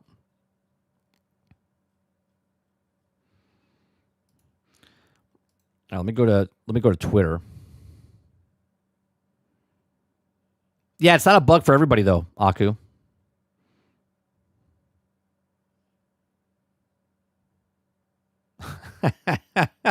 MCU source says that the Marvel Television is planning to remove Ironheart series from Disney Plus. The show is considered to be one of the most hated and financial disasters in the history of Marvel Cinematic Universe.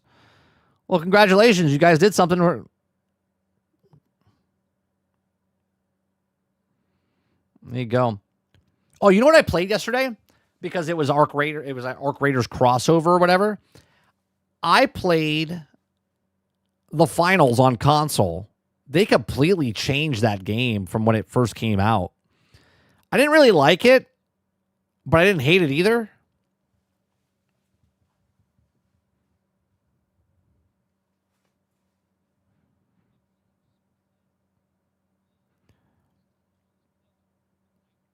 What is happening here?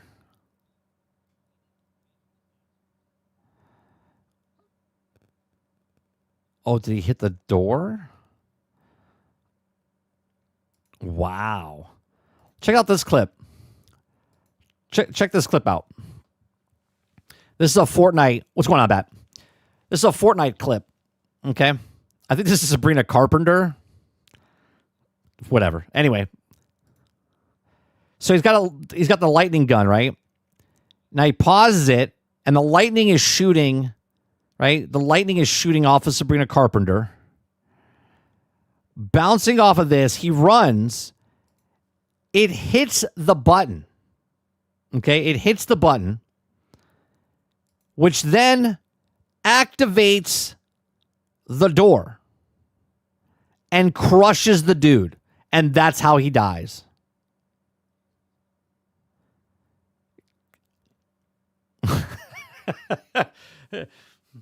Yesterday, I died twice. I've never placed this low before in my entire life playing Fortnite. Okay, I finished 99th and 98th back-to-back games. And the two ways I died before I even hit the ground. Someone shot me up in the air and killed me. Okay. And then the other one, I just landed. I ran over to grab a thing and I got sniped and I was done. I was like, what in the hell?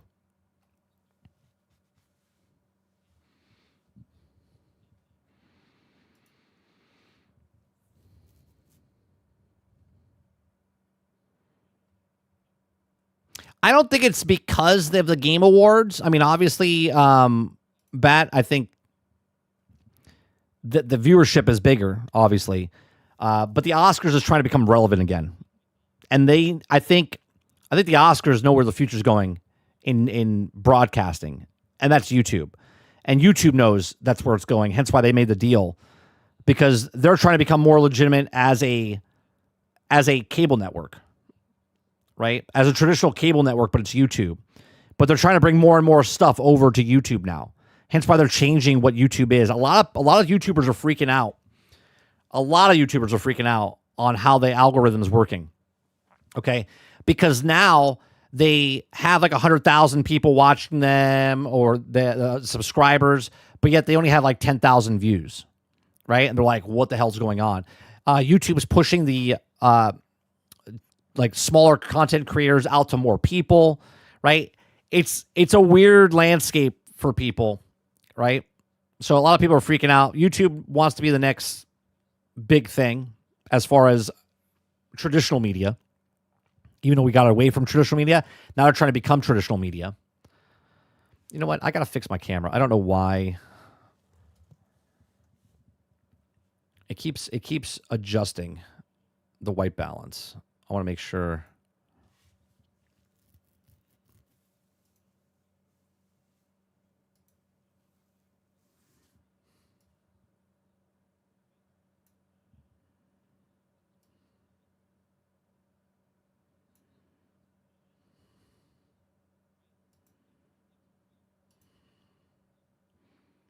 See if that fixes it. Huh? No. I still go green, and then it goes... I have no idea what my camera's doing. I think my camera's going. Oh, shit. Did it do it again? When we talked about it before, Z, that's when we got bumped, and now we're getting bumped again. All right, YouTube. I was just talking about the Oscars. Just talking about the Oscars.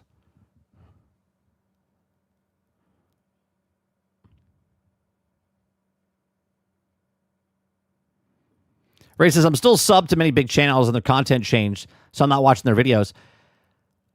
Well, the problem is with a lot of people on YouTube, if you're subbed, subs mean a lot, but they don't mean a lot, right? Subs on YouTube are meant for brand deals, sponsorships, affiliates, and stuff like that. But for a channel to succeed, you do not need subscribers.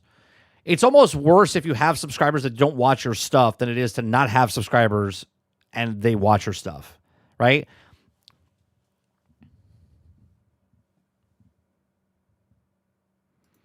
Do you think it's kind of funny that no one said anything about Disney on the Fox, but now they're upset that Netflix will own WB? Yeah. because these guys are not in the circle, right? Netflix is not in the circle. Universal, Paramount, Disney, right? Fox, they're all in the circle.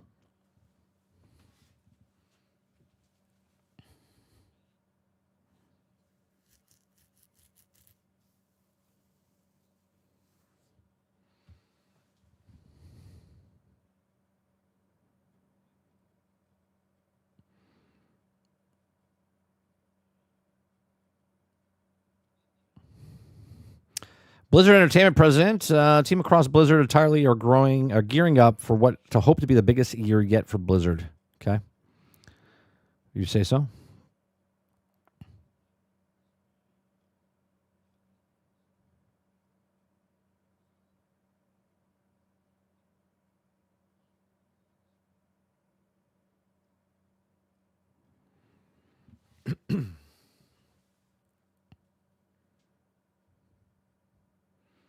Starfield heading to PlayStation 5 and Switch 2 in 2026, says report. We already read that.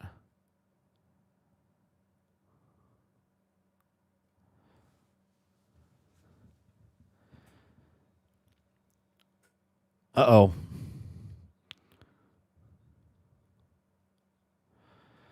Just Enough says, you have loyal members. The algorithm doesn't affect that. Right. I'll be honest. Yesterday, we had our biggest morning show as far as viewership. We usually average around high 200s, low 300s. We broke 400 yesterday for the last two shows. So something's happening. We've got pushed to something else, to other people. That's for sure.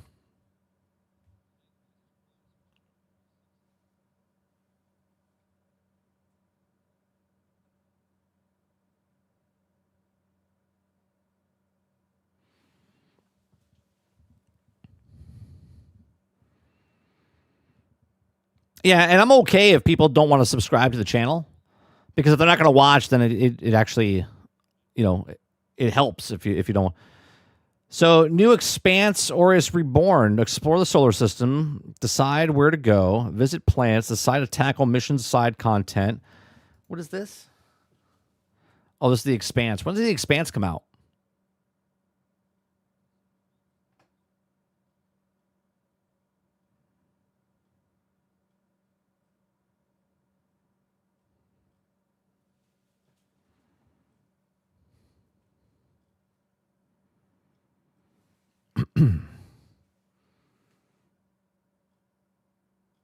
You don't got much else. Let me see if there's a video. How much is that video that you sent me this morning, Water? How long is this thing? The Game Award 26. Let's watch this. We'll watch this. This is Legendary Drops. Let's watch this. Awards have come and gone. Expedition 33 received its flowers. We watched as indie games dominated not only in nominations, but also awards. And we were showered in incredible trailers from the return of Tomb Raider I appreciate to that, Larian Studios' next game, Divinity. Man, was that one worth it. Then at the end of the show, Jeff Keighley comes out and really lays it on thick. And he shows us High Guard, a PvP hero shooter. What were they thinking? Yeah, the way he lined it up is not good, Jeff. Especially following the Divinity trailer. It just doesn't make any sense to me. And he had all the fanfare, all the anticipation. Man, did that guy want to make sure he sold that game. It was the last spot of the night, normally where we would typically see a really big heavy hitter, a major reveal, and they just pretended like it was something that we were begging for, all the while showing us something that we've seen a million times by now. The same music, the same slow motion hero animations showing their powers and all of that good stuff. It was just like Concord's trailer in more ways. Maybe what I'll do is I'll 1.25. Will it be too fast? Let me see. He's a pretty fast talker. Than you actually think, but we'll talk about that a little bit later. And I've seen a lot of feedback surrounding this game. People are not very happy. Most people are just kind of sick and tired You guys okay with the 1.25? of a lot of this stuff. I've seen the developers having a really hard time with it on social media. A lot of people also rushing to defend them, trying to create a pillow fort to defend them from all the toxic gamers. You know, it's just the streamers and the YouTubers that are the problem. These aren't real opinions. It's just manufactured hate more than anything else. Not listening to the players. You know, that's worked out a lot for these guys in the past, has. Yeah, you don't want to listen to the people that are going to buy your stuff. Don't worry about it. Don't listen to the people that want to buy your stuff. I have a video talking about criticism. Constructive criticism is hate, okay? And it shouldn't be, because people throw it into the pile and people are like, oh, well, if you give a constructive criticism, if you criticize a game that you love, you're the hater, even though the people that talk shit are actually the haters. The people that actually criticize stuff that they actually play and like want the thing to become better. All they are is just protecting a game that is clearly destined for failure. Yes. You have to learn from these lessons. So today, I'm talking about why that is. I'm talking about the fate of this game. I'm talking about all the bad decisions that these guys made up to the release of this game, why this game is such a bad idea, why people hate it, why people are defending it, and why I don't think this is the last time we're going to see it. This video is sponsored by Arknights Enfield, coming out January 22nd. This is a full 3D real-time strategy action RPG set on We're going to jump ahead here. or the pinned comment. The Game Awards lives and dies by trailers. Every single year, it's the same cycle. Rumors, wish casting, people convincing themselves that this is finally the night for Bloodborne 2 or Half-Life 3. And because of that, the final trailer carries extra weight. It's supposed to be the big one. Jeff Keighley really leaned into that hard. He reminded everybody that the last slot is saved for something special. Teased that this game was being made in secret, and then dropped the pedigree. Former Respawn developers, the people behind Titanfall and Apex Legends, breaking away. He like really sold it, right? He really sold it. And then at the end, you could watch us on the reaction. All of us on the show that night that were watching are like, what is this? We're like, oh. Like, we didn't know what it was. We were like, what in the world? From AAA, expectations spiked, the room went dark, the trailer rolled, and what followed was the most aggressively generic reveal we saw the entire night. Highguard is a PvPvE hero. Soon as I saw that, I said, you had me at the hairstyle, meaning I'm out. Hero-based shooter where you are playing as wardens fighting over territory and raiding enemy strongholds. On paper, honestly, fine, but the problem is that none of that actually comes through in the trailer. What does come through is how completely interchangeable all of this feels. The same abilities, the same pacing, the same presentation that we have seen a dozen times by now. It's pulling straight from the Valorant playbook right down to the silhouettes and the cooldown-driven combat. The character that they led with honestly looks like John video game. Zero identity, zero personality, a lot like the whole game. Yeah, generic game, insert here. The entire time that I was watching this trailer, I had this nagging feeling that I had seen this before. Not just like, oh, it's another live service. Like you got to push this game up by telling us what you did before, Time that I was right? watching this trailer, I had this nagging feeling that From the makers of Apex Legends and Titanfall, we talked about this yesterday, right? Here's this game that nobody asked for. I had seen this before. Not just like, oh, it's another live service shooter. No, I mean, like, I've literally seen this before. And it didn't click for me until the ice troll slammed into the ground, and then my brain immediately clicked and said, oh no, this is Concord. That is definitely Concord. So I went back. Oh my God, I didn't even realize that. Look at that. It's the exact same. My brain immediately clicked and said, oh no, this is Concord. That is definitely Concord. So I went. It's the exact same. They took the exact same. Back and I compared the trailers, and once you see it, you can't unsee it. The hero ability introductions are damn near identical. The pacing and the percussion-heavy music is just about the same. The rhythm of the cuts, the way the abilities are framed, the timing of... He's cutting between the two games, and I can't tell.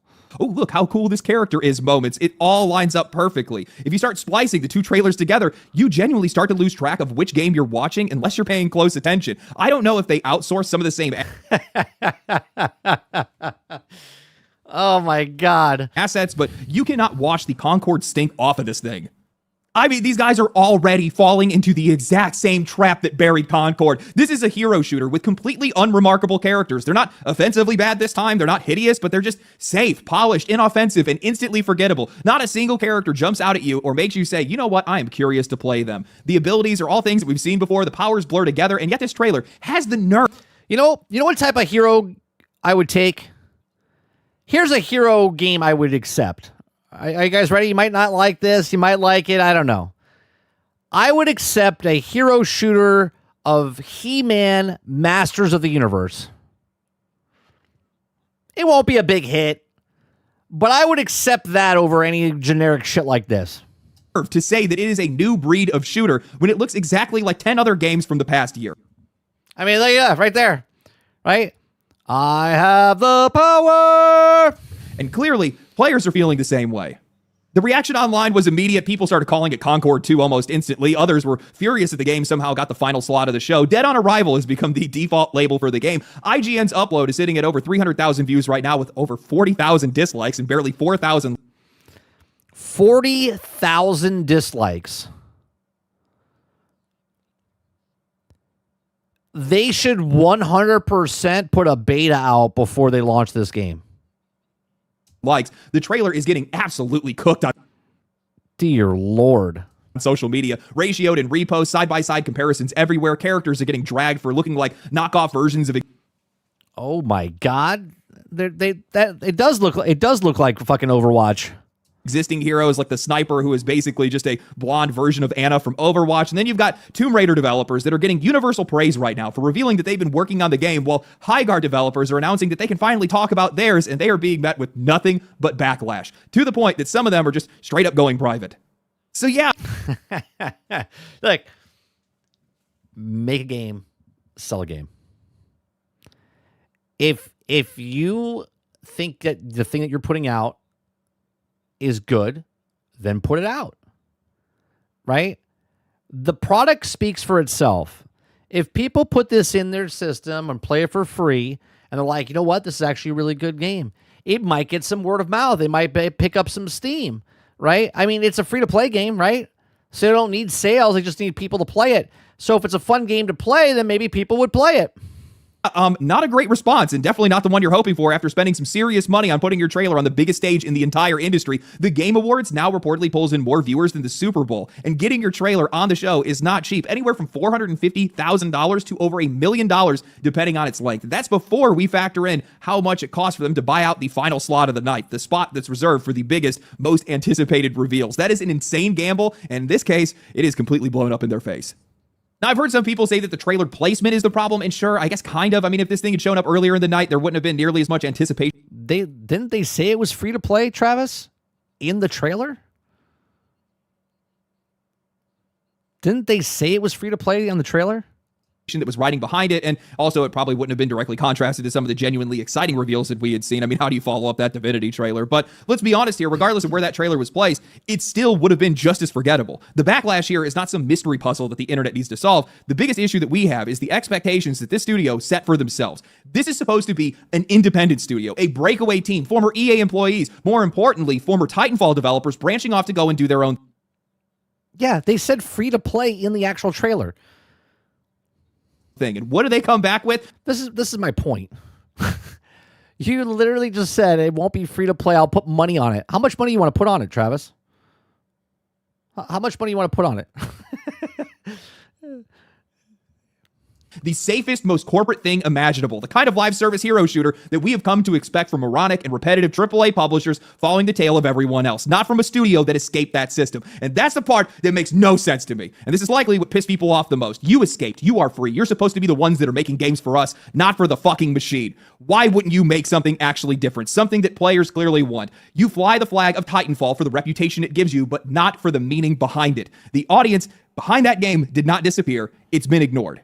You know what? Who am I kidding? Of course, the only person that clearly sees that need is some random solo developer that's making a diesel punk mech shooter off of Kickstarter money and a YouTube channel. Seriously, go check out Diesel Nights. That guy actually gets us. I went back and actually watched his trailer after watching the Highguard reveal, and it is night and day. It's so distinct. It's so messy and unrefined and raw, and it just feels human. And watching that back just made it even more obvious how few people in this industry genuinely understand the art anymore, or even the audience that they're supposed to be making games for.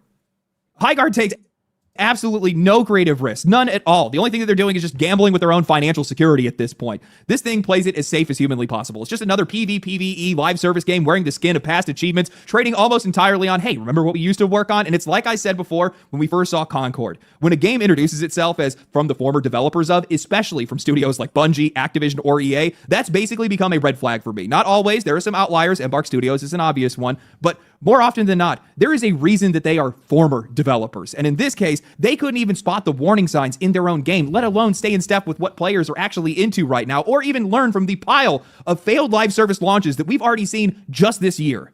Honestly, the only real risks that this studio took were all the wrong ones. They spent 4 years developing this game. 4 years of development. 4 years of development. Total secret. No early footage, no tests, no public feedback, nothing. If they had shown anything earlier, and I mean anything, they could have gauged player reaction and course corrected. See, this makes me think, right? This makes me think that they didn't look or do the research. They just made the game. They're like, oh, look, people like this. Obviously, 4 years in development, they were looking at games that came out, and they're like, we could do something better. But then Concord since then came out, and a lot of other games in the hero shooter genre came out, and a lot of them failed, or a lot of them haven't even released yet. So it's like, what are they doing? Do they all get in a room together, like all these different studios, and be like, okay, we're going to make the shittiest looking game ever, and we're going to put it out. It's going to be different than everybody else's. It's like the industry. This is why Nintendo succeeds. This is why Nintendo succeeds. When the industry goes this way, they make something else the opposite direction. And then when something hits off, they make it, right? Again, Expedition 33 won. 4 years from now, we're going to have so many Expedition 33 type of games that come out because of the success of this, right? Because of Expedition 33. You're going to get so many games that are like that in that genre, that style, because they're like, oh, look, that succeeded, so that's what they want. Which is the worst way to do stuff, right? It's the worst way to do stuff. Instead, they went all in on blind confidence, dropped a reveal trailer, and then just announced a full release barely a month out, putting themselves in a completely unnecessary do-or-die situation. And I'm telling you right now, if you are making a live service game, you have to involve the audience as early as possible. You cannot afford to spend years and millions of dollars building something just to find out at the very end that nobody wants it. I mean, Arc Raiders did multiple closed alphas. They ran a beta well before the game even came out. Hell, even Marathon is out here involving players and has made visible changes based on their feedback. When I see studios that are skipping that step entirely, especially in live service, it tells me exactly who this game is being made for, and it's not the players. I realize that the developers for Highguard are likely combing social media right now, looking for feedback. That's a little bit too late, seeing as though your game's going to be coming out a month from now, looking at... Yeah, that's another thing, man. Like, they have to make a beta. Like, their full release should be a beta, not full release. Social media posts, obviously, because they're probably a little bit too difficult to ignore at this point. And I hope you're listening right now. This is the feedback. This is the frustration of a real customer. Somebody that was a fan of Titanfall. I want you to know that the expectations set upon you are higher than that than AAA games. We don't expect shit from them anymore. We do expect more from you, somebody that escaped that. We expect that you're going to be... That's true. What he's saying is true, right? This is a group that left the big guys to make their own game, but yet they just made the same old template of AAA. Trying to make something that we're going to actually want. We're expecting more from your freedom to create, not from you just to go and make more of the same. If you're trying to figure out why people are so upset, why... No, that's what I'm saying, Sarge. They should make the beta release in January. Like, the release in January should be a beta, not release, is what I'm saying. They're so quick to just toss your game to the side. That's exactly why. We know that AAA game studios are not looking out for our best interests. We know that they're not trying to make games for us. They're just trying to make games for profit. We have the expectation that those that are operating outside of that system are looking out for our best interests, that are trying to make games that we actually want to play, that are trying to do everything they possibly can. We need that light. We need that because it's our last thread of trust that a lot of people have in this industry right now. And if you betray that, that is a very real betrayal, especially in the eyes of a lot of players right now. Highguard, to me, has the same kind of... I know a lot of people are talking about Concord 2, but I kind of feel, and I don't know why I feel this way, it almost feels like Splitgate 2, right? Highguard feels like a Splitgate to me, where they're trying to force something at you that you didn't ask for, right? Like Splitgate 1 was popular because of what it is, but they abandoned it for Splitgate 2, which nobody asked for. And Highguard they're giving it to you because nobody asked for that. They're like, no, there's already games like this that we didn't partake in, and now you're giving us this one because you think you're going to do it better, which it looks awful. It does. It looks awful. And if we start seeing a lot of studios break off from AAA just to go out and essentially continue to just feed the same system, well, you're now betraying the trust that other studios deserve. How did you think that these Temu designs would somehow draw in players? I'm blown away by that. How do you not learn from any of the live service failures that we've seen, not only just this year, but just over the past 5 years? And how do you guys go into secrecy, developing a game for 4 years? Hey, bravo to you for going into secrecy and making a game, right? Nobody knew you were making this game. Well, unfortunately, you probably should have let it leak out. And then just drop it into the market and hope it succeeds. You know, this reminds me of Splitgate. Yeah, it reminds me of Yeah, see, there you go.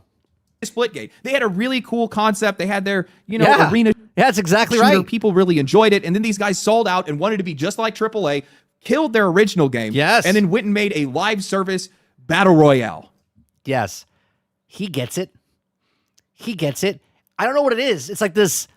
People want to say Highguard is Concord 2, but it does feel like Splitgate 2. It's like this. They had it, and then they lost it. And this game feels like they thought they had it, but they lost it as soon as they announced it because this is not what we wanted. And when I say we, I don't mean me. I don't give a shit about this game one side or the other.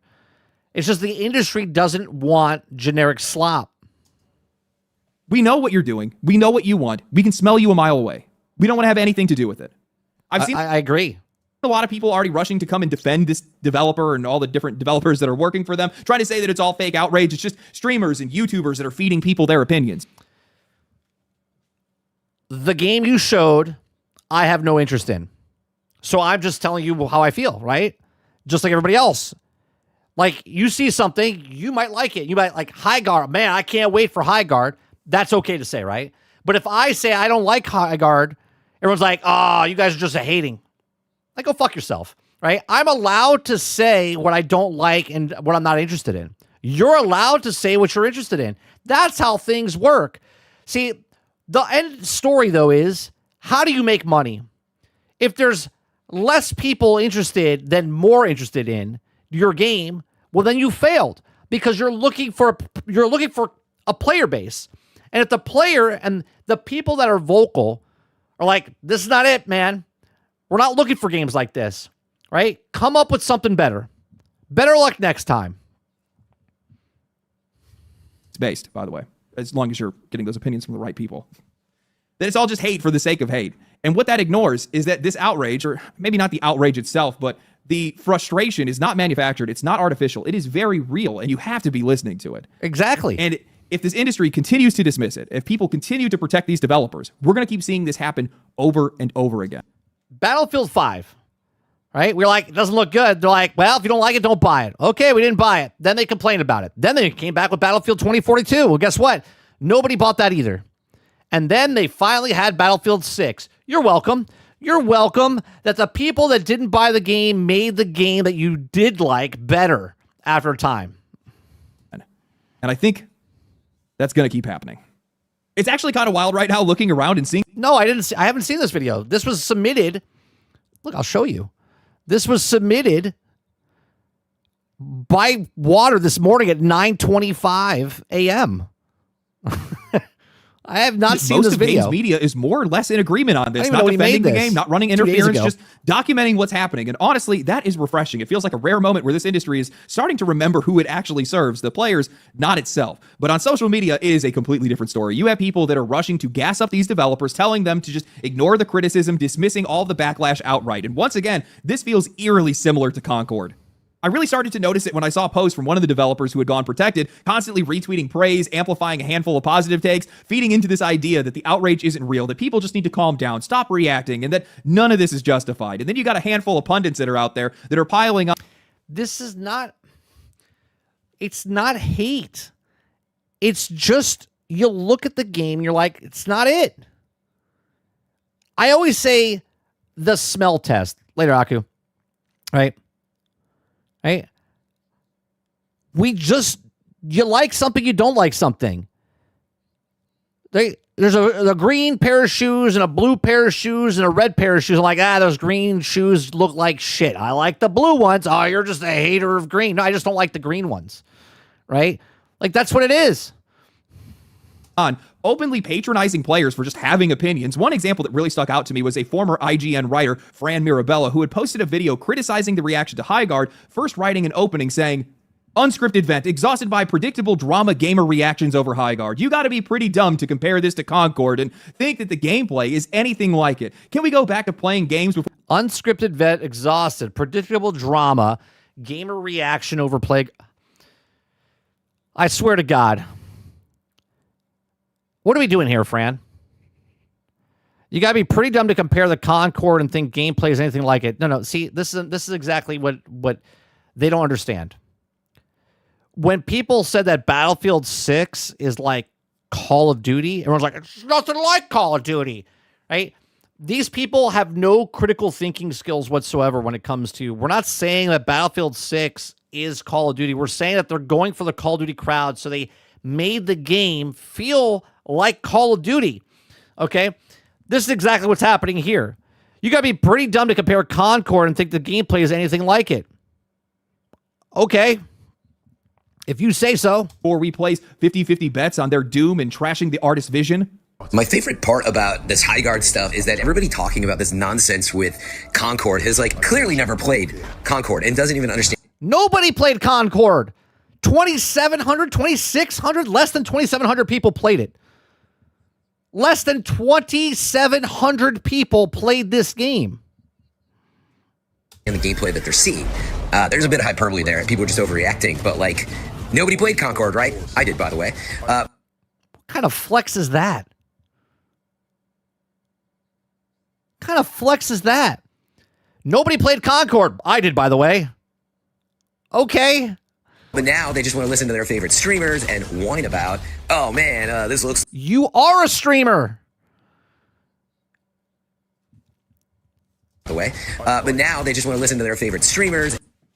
You are a streamer, Fran.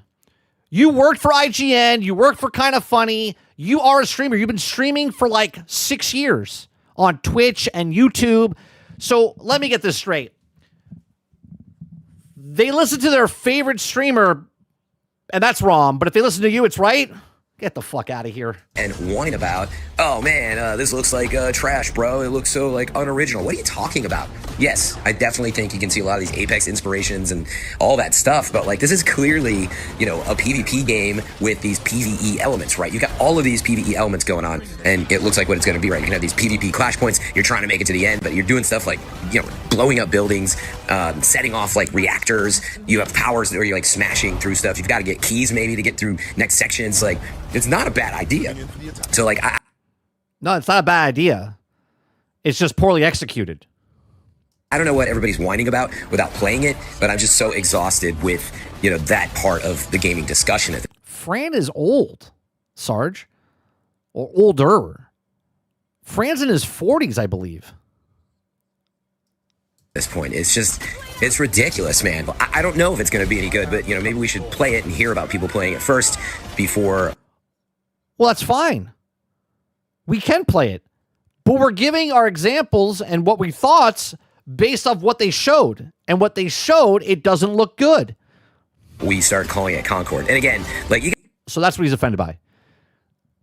He's mad because it's called, they're comparing it to Concord. You're going to be pretty dumb if you think that this game is anything like the gameplay in Concord. I love how... Again, that's not what they're saying. God damn it. Fast all criticism gets dismissed. Not just the trailer, but the audience itself. Just blame the streamers, blame the YouTubers. Problem solved. And also, yeah, no shit, the people that are comparing the game to Concord never played Concord. Nobody played that game. Exactly right. Exactly right. They're comparing it to Concord because they're not interested in it. Because nobody was interested in Concord. And they're looking at this saying, this is Concord.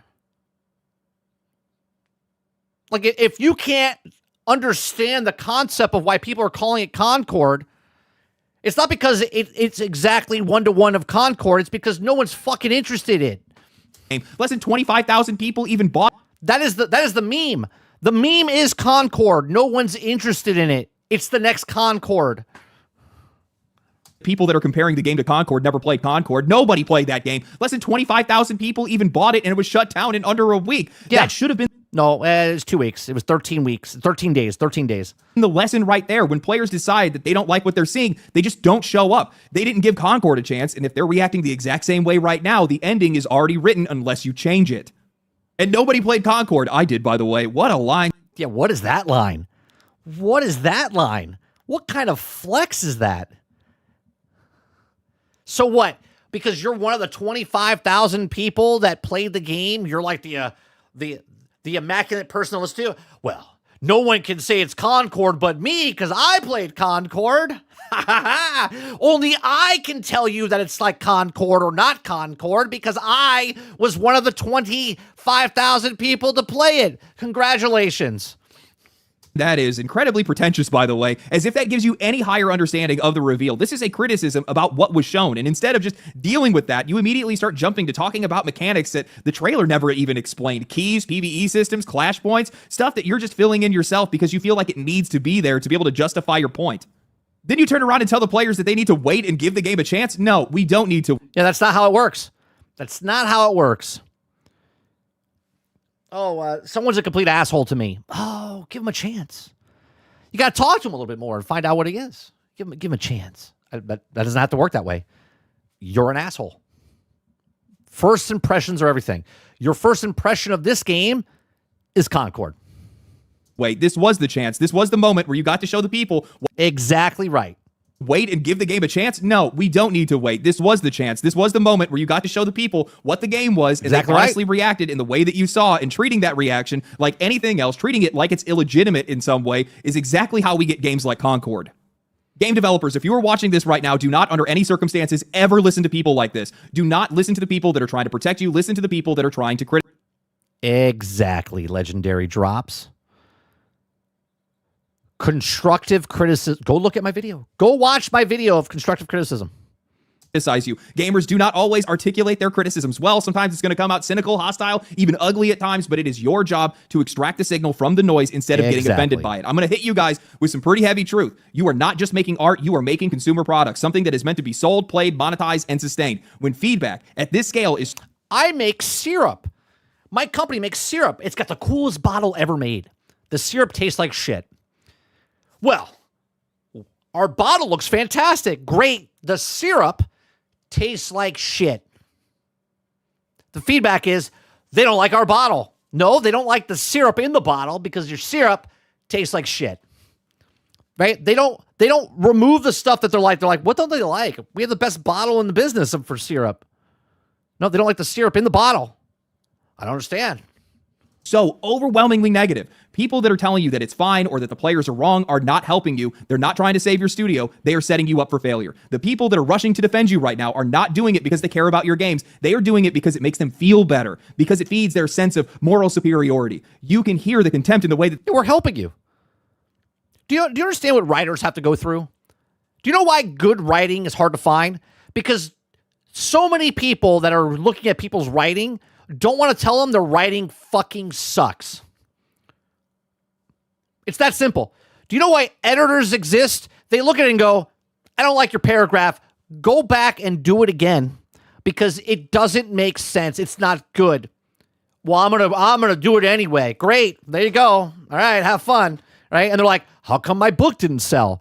Because your dialogue sucked. Why didn't the movie sell well? Because your dialogue sucked. Right?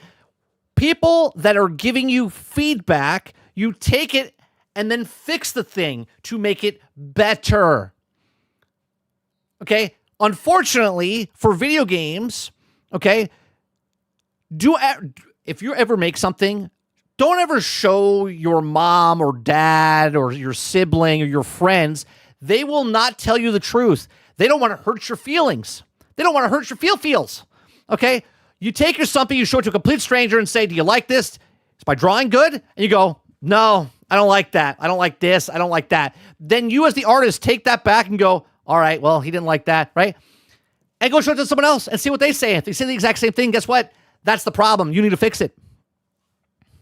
These people are saying they are sick of the outrage of the way that they blame it on content creators instead of just engaging with the criticism itself. That is pure dismissal, and it is something that we have seen over and over again in this industry.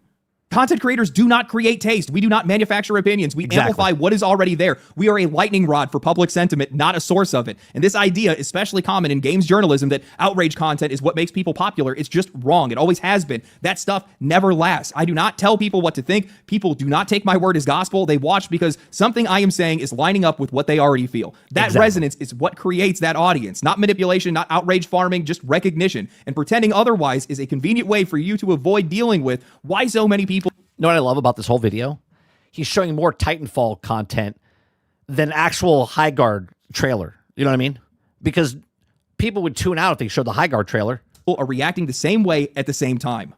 This is just what modern customer feedback looks like. It's loud, it's messy, it's uncomfortable, and if you don't learn how to deal with it honestly, if you hide from it, or if you just let other people explain it away for you, your game is going to fail and your studio is going to follow. The real danger here is not the players, it's listening to platforms and pundits that do not carry any of the risk, that don't ship the game. And stuff. Ignoring the backlash, dismissing the criticism, trusting these narrative managers instead of the audience. These people that gave the advice, they're just fine. The studios weren't. So if you're a developer right now, understand this clearly. Listening to players might be uncomfortable, but listening to pundits who do not suffer from your game's fallout is how your games die. 100%.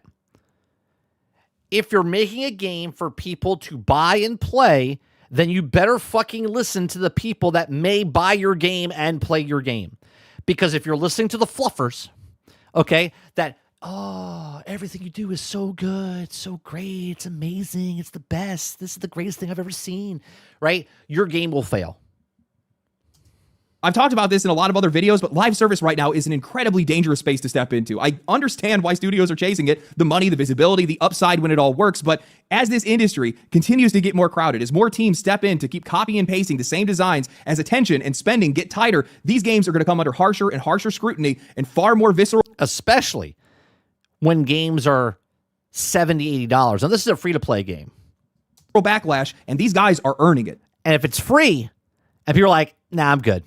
We have watched this exact thing happen in open world games. They were sold as the future of the industry. Every single publisher needed to have one. Then everyone also needed to have several of them at one point in time for some odd reason. And over time, the ideas dried up. The world got bigger than the actual games deserved. Everything started to just feel like busy work, and players just checked out of it entirely. Yep. Not because open worlds were bad, but because the industry wouldn't stop flooding the market with hollow versions of the exact same thing. That's where live service is right now. Players are tired. Yes, there are successes. I'm not denying that. Marvel Rivals, Arc Raiders. We're not even talking about, like, the cascading effect of every game being online, every game being a live service, every game having an update in December for Christmas, or season 2 or season 3 and season 4, right? You got Fortnite, you got Destiny, you got Arc Raiders, you got Marvel Rivals, you got like just season after season on top of each other, right? It just compounds more into stuff. Then there's new games coming out that are new live service games that have new content, new updates on top of the old games that come out with that have the updates, and they keep it's just this endless pile that just keeps going more and more. And people are like, well, why aren't people buying new games? I don't know. Maybe because they're still playing the old game they got 5 years ago. Battlefield 6, but look at where most players are spending their time right now. Older games, familiar games, things that they can trust, because the rest of the market is just imitation piled on top of imitation. And players can tell when something is actually being made out of the love for the genre or the audience. They know when that game is being made for their wallet. And once they clock that, they're gone. There's such an insane desire for players to be wrong today, and I find it so disgusting because it's coming from a place of pure entitlement and narcissism from an industry that has largely not had to deal with feedback or pushback at this scale. And I've seen people talk about how gaming discourse never used to be like this. We the gamers are we're the best for you, right? You don't have to pay for advertisement or anything. You just make a game and put the game out there, and if it's a good game, we'll talk about it. We'll promote it for you. We'll do all the stuff for you because it's a good game. I know it's crazy. I know. That it's all just Twitch streamers and YouTubers. That is such a lie. I worked at GameStop many years ago for like 4 years. I can guarantee you that these conversations have always been happening. Oh, 100%. You used to sit there and talk the GameStop employees' ear off all the time. They were just happening in private conversation and also in forums. But now they're on a public stage. They're plastered in front of everyone in glorious harmony and unison.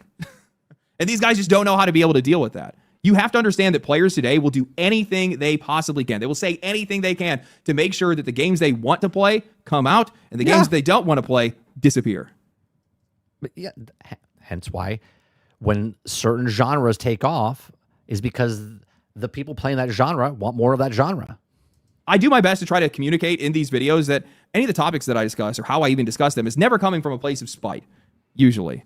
What I'm trying to do is make sure that the games industry understands this is just the nature of discourse today. This is the nature of customer discourse today. And they have to get it through their thick skulls that you need to be able to just face this, understand it, listen to it, and then turn that into valuable feedback for you to be able to make games that people actually want to play. Correct. These are consumer products. If you're trying to make these things for just the sake of the art, that's fine. Don't expect to be able to make a profit off of it. Exactly right. If you want to make it, then you got to make it for the people that you're making it for. But don't complain when there's no one buying your game. And they're like, what did we do wrong? And then when they never take the blame. They didn't make a bad game, and they also didn't listen to the people. It's always you. You didn't buy the game, so it's your fault, right? And you're criticizing the game because you didn't want it better. Make it make sense. We want the game to be better, so we criticize it. But you're taking it as hate, so we don't buy the game. So then you fail, and then you close. I'm not saying that the art can't exist. Obviously, I want the art to exist. I'm somebody that appreciates the art side of a lot of these games, but if you're just purely making it for the art, do not expect to make a profit. And definitely do not prop it up with a live service model where you need constant engagement for your game to be able to stay up and for your studio to be able to stay open. I'm sorry, but looking at a game like, I almost said Concord, looking at a game like High Guard, they sound the same. Concord? High Guard. Yeah, I guess a little bit. That is a game that's being made for profit. Pure and simple. Everybody can see it.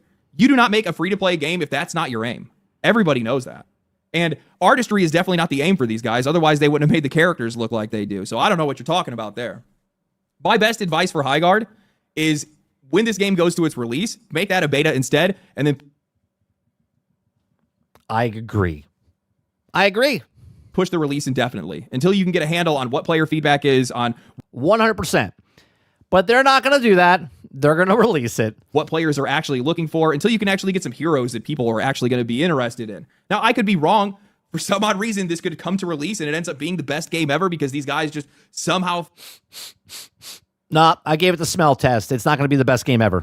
found the perfect mix of mechanics and gameplay, I guess. I'm not really too sure, but looking at the state of the discourse, the feeling that I got from watching that trailer, this is looking like another game where I'm going to make more money off of it than the game is. Ooh. He's probably not wrong. Anyway, hope you guys enjoyed the video. If you guys did enjoy the video, subscribe to the channel, like the video, share the video with game developers. No, I'm kidding. I mean, Man, I would love to be in a position where I can make more money from the game than from the game developer themselves. That's got to be nice, huh? It's got to be nice. Let me take his video and put it in the description down below. Give me 1 second so I can fix that. Because we like to, where is it? Stream settings, edit. Copy that.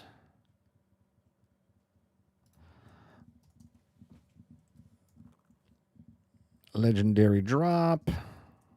There you go. Links in the description down below. If you guys like his content, go over, check him out. Give it a like, give it a sub. All right, let's see what you guys are saying. Dory, did you see the vid that said "High Overguard Wash"? Don't remember who said it. No, I haven't watched any of this stuff. So what's the feedback? Throw the game in the trash? Well, the feedback would be that they don't want a hero shooter, so they would have to go back to the drawing board. And that's a hard decision to do, right? Do you go back to the drawing board and work on it for another year or so? Or do they even give a shit? And they did it to make it for the money, okay? And if they did it for the money, that's why it's free to play, because they're like, oh, we'll make shitty characters. We'll make shitty-looking characters, so then we can sell them really cool skins on the back end, okay? If that's the business model, your game is going to fail. Okay? If that's the business model, the game is going to fail. If it's the same minimal viable product that took you 4 years to make, and you have somewhat decent looking characters, but your free-to-play game is making money off the cosmetics and the season passes and everything else, well, then your game better have some substance behind it. Otherwise, even if the game is good and fun, is it good and fun enough to keep coming back every season to pay the $10 or the $15 for the skins? Probably not, because Why would you spend $15 on a skin for that game when you can spend $15 for a IP that you like? That's, again, more free-to-play games that are on top of already out, and you're already playing, and you're already spending $20, and you're already spending $15. You're already spending, right? So, yeah, you could either put it in the trash or you could rework it. Make it appealing.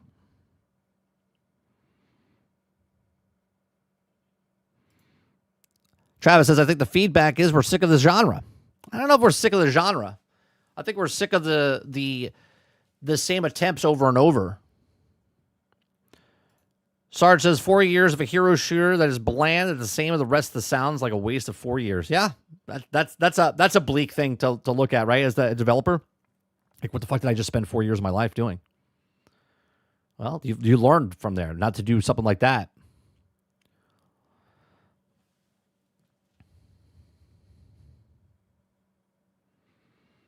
Lost all interest in No Law today is Crafton, and nope, not supporting them. Why? What happened there? What happened there? What time is it? It's already 12:30. Oh shit! I gotta go. I gotta go. Let me see what you. Let's see.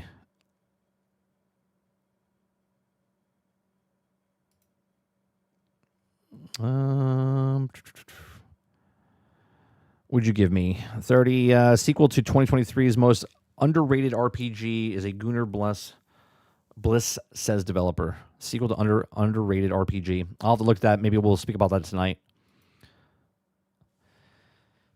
All right. The closest I think it looks like is Paladins to me. Crafton's major controversy centers around significant legal battle with former executives. It's from acquired studio Unknown Worlds, creators Subnautica, sabotaged and wrongful. Okay, termination to avoid $250 million payout to Subnautica. Doesn't tell me, Travis, anything in Ascent world would be great. Yeah, it's true. All right. That is going to do it for me today. We'll be back tonight. 8 p.m. Eastern for Generation X Gaming, the weekly podcast that goes over a few of the top stories from the past week, and we rant along the way. Tonight is the last episode of 2025. We will not be here next week because next week is Christmas, and the week after that is the first of the year, which is New Year's. So we will be back on January 1st.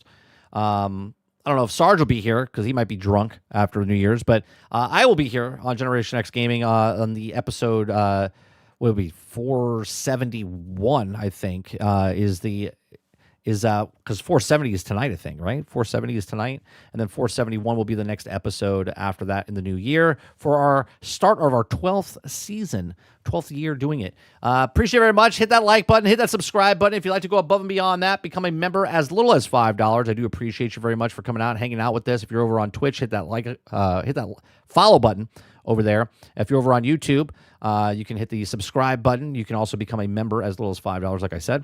You can also support us by leaving the links in the description down below for our music that we have. There's albums over on Spotify, iTunes, Apple Music, Google Play, all the places where you can download music or listen or stream. It's all over there. Appreciate it very much, and I'll see you guys on the next one. Peace.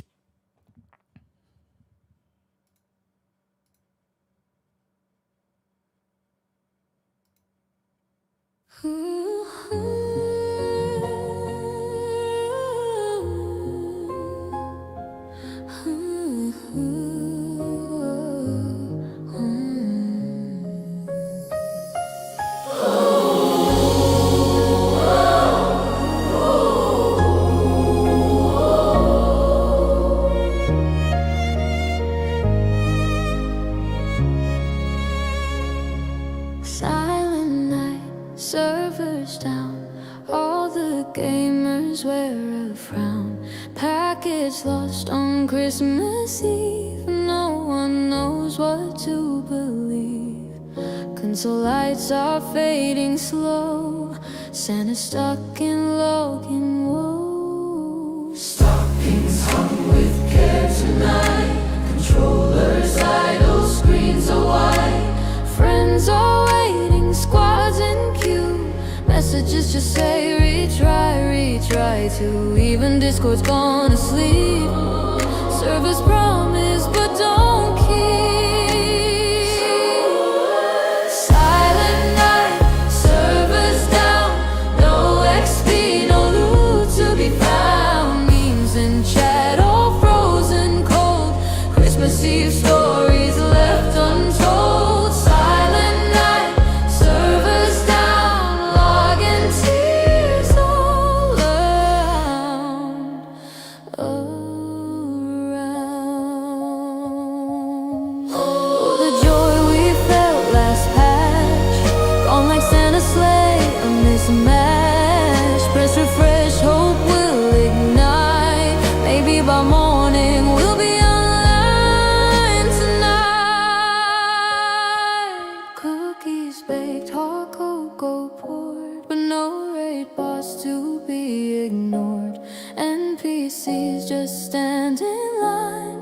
check the forums one more time. Yet in this chaos, hearts unite, waiting for servers to reignite. Silent night, servers down, no XP, no loot to be found. Memes and chat all frozen cold, Christmas Eve stories left untold. Silent night, servers down, log and tears all around.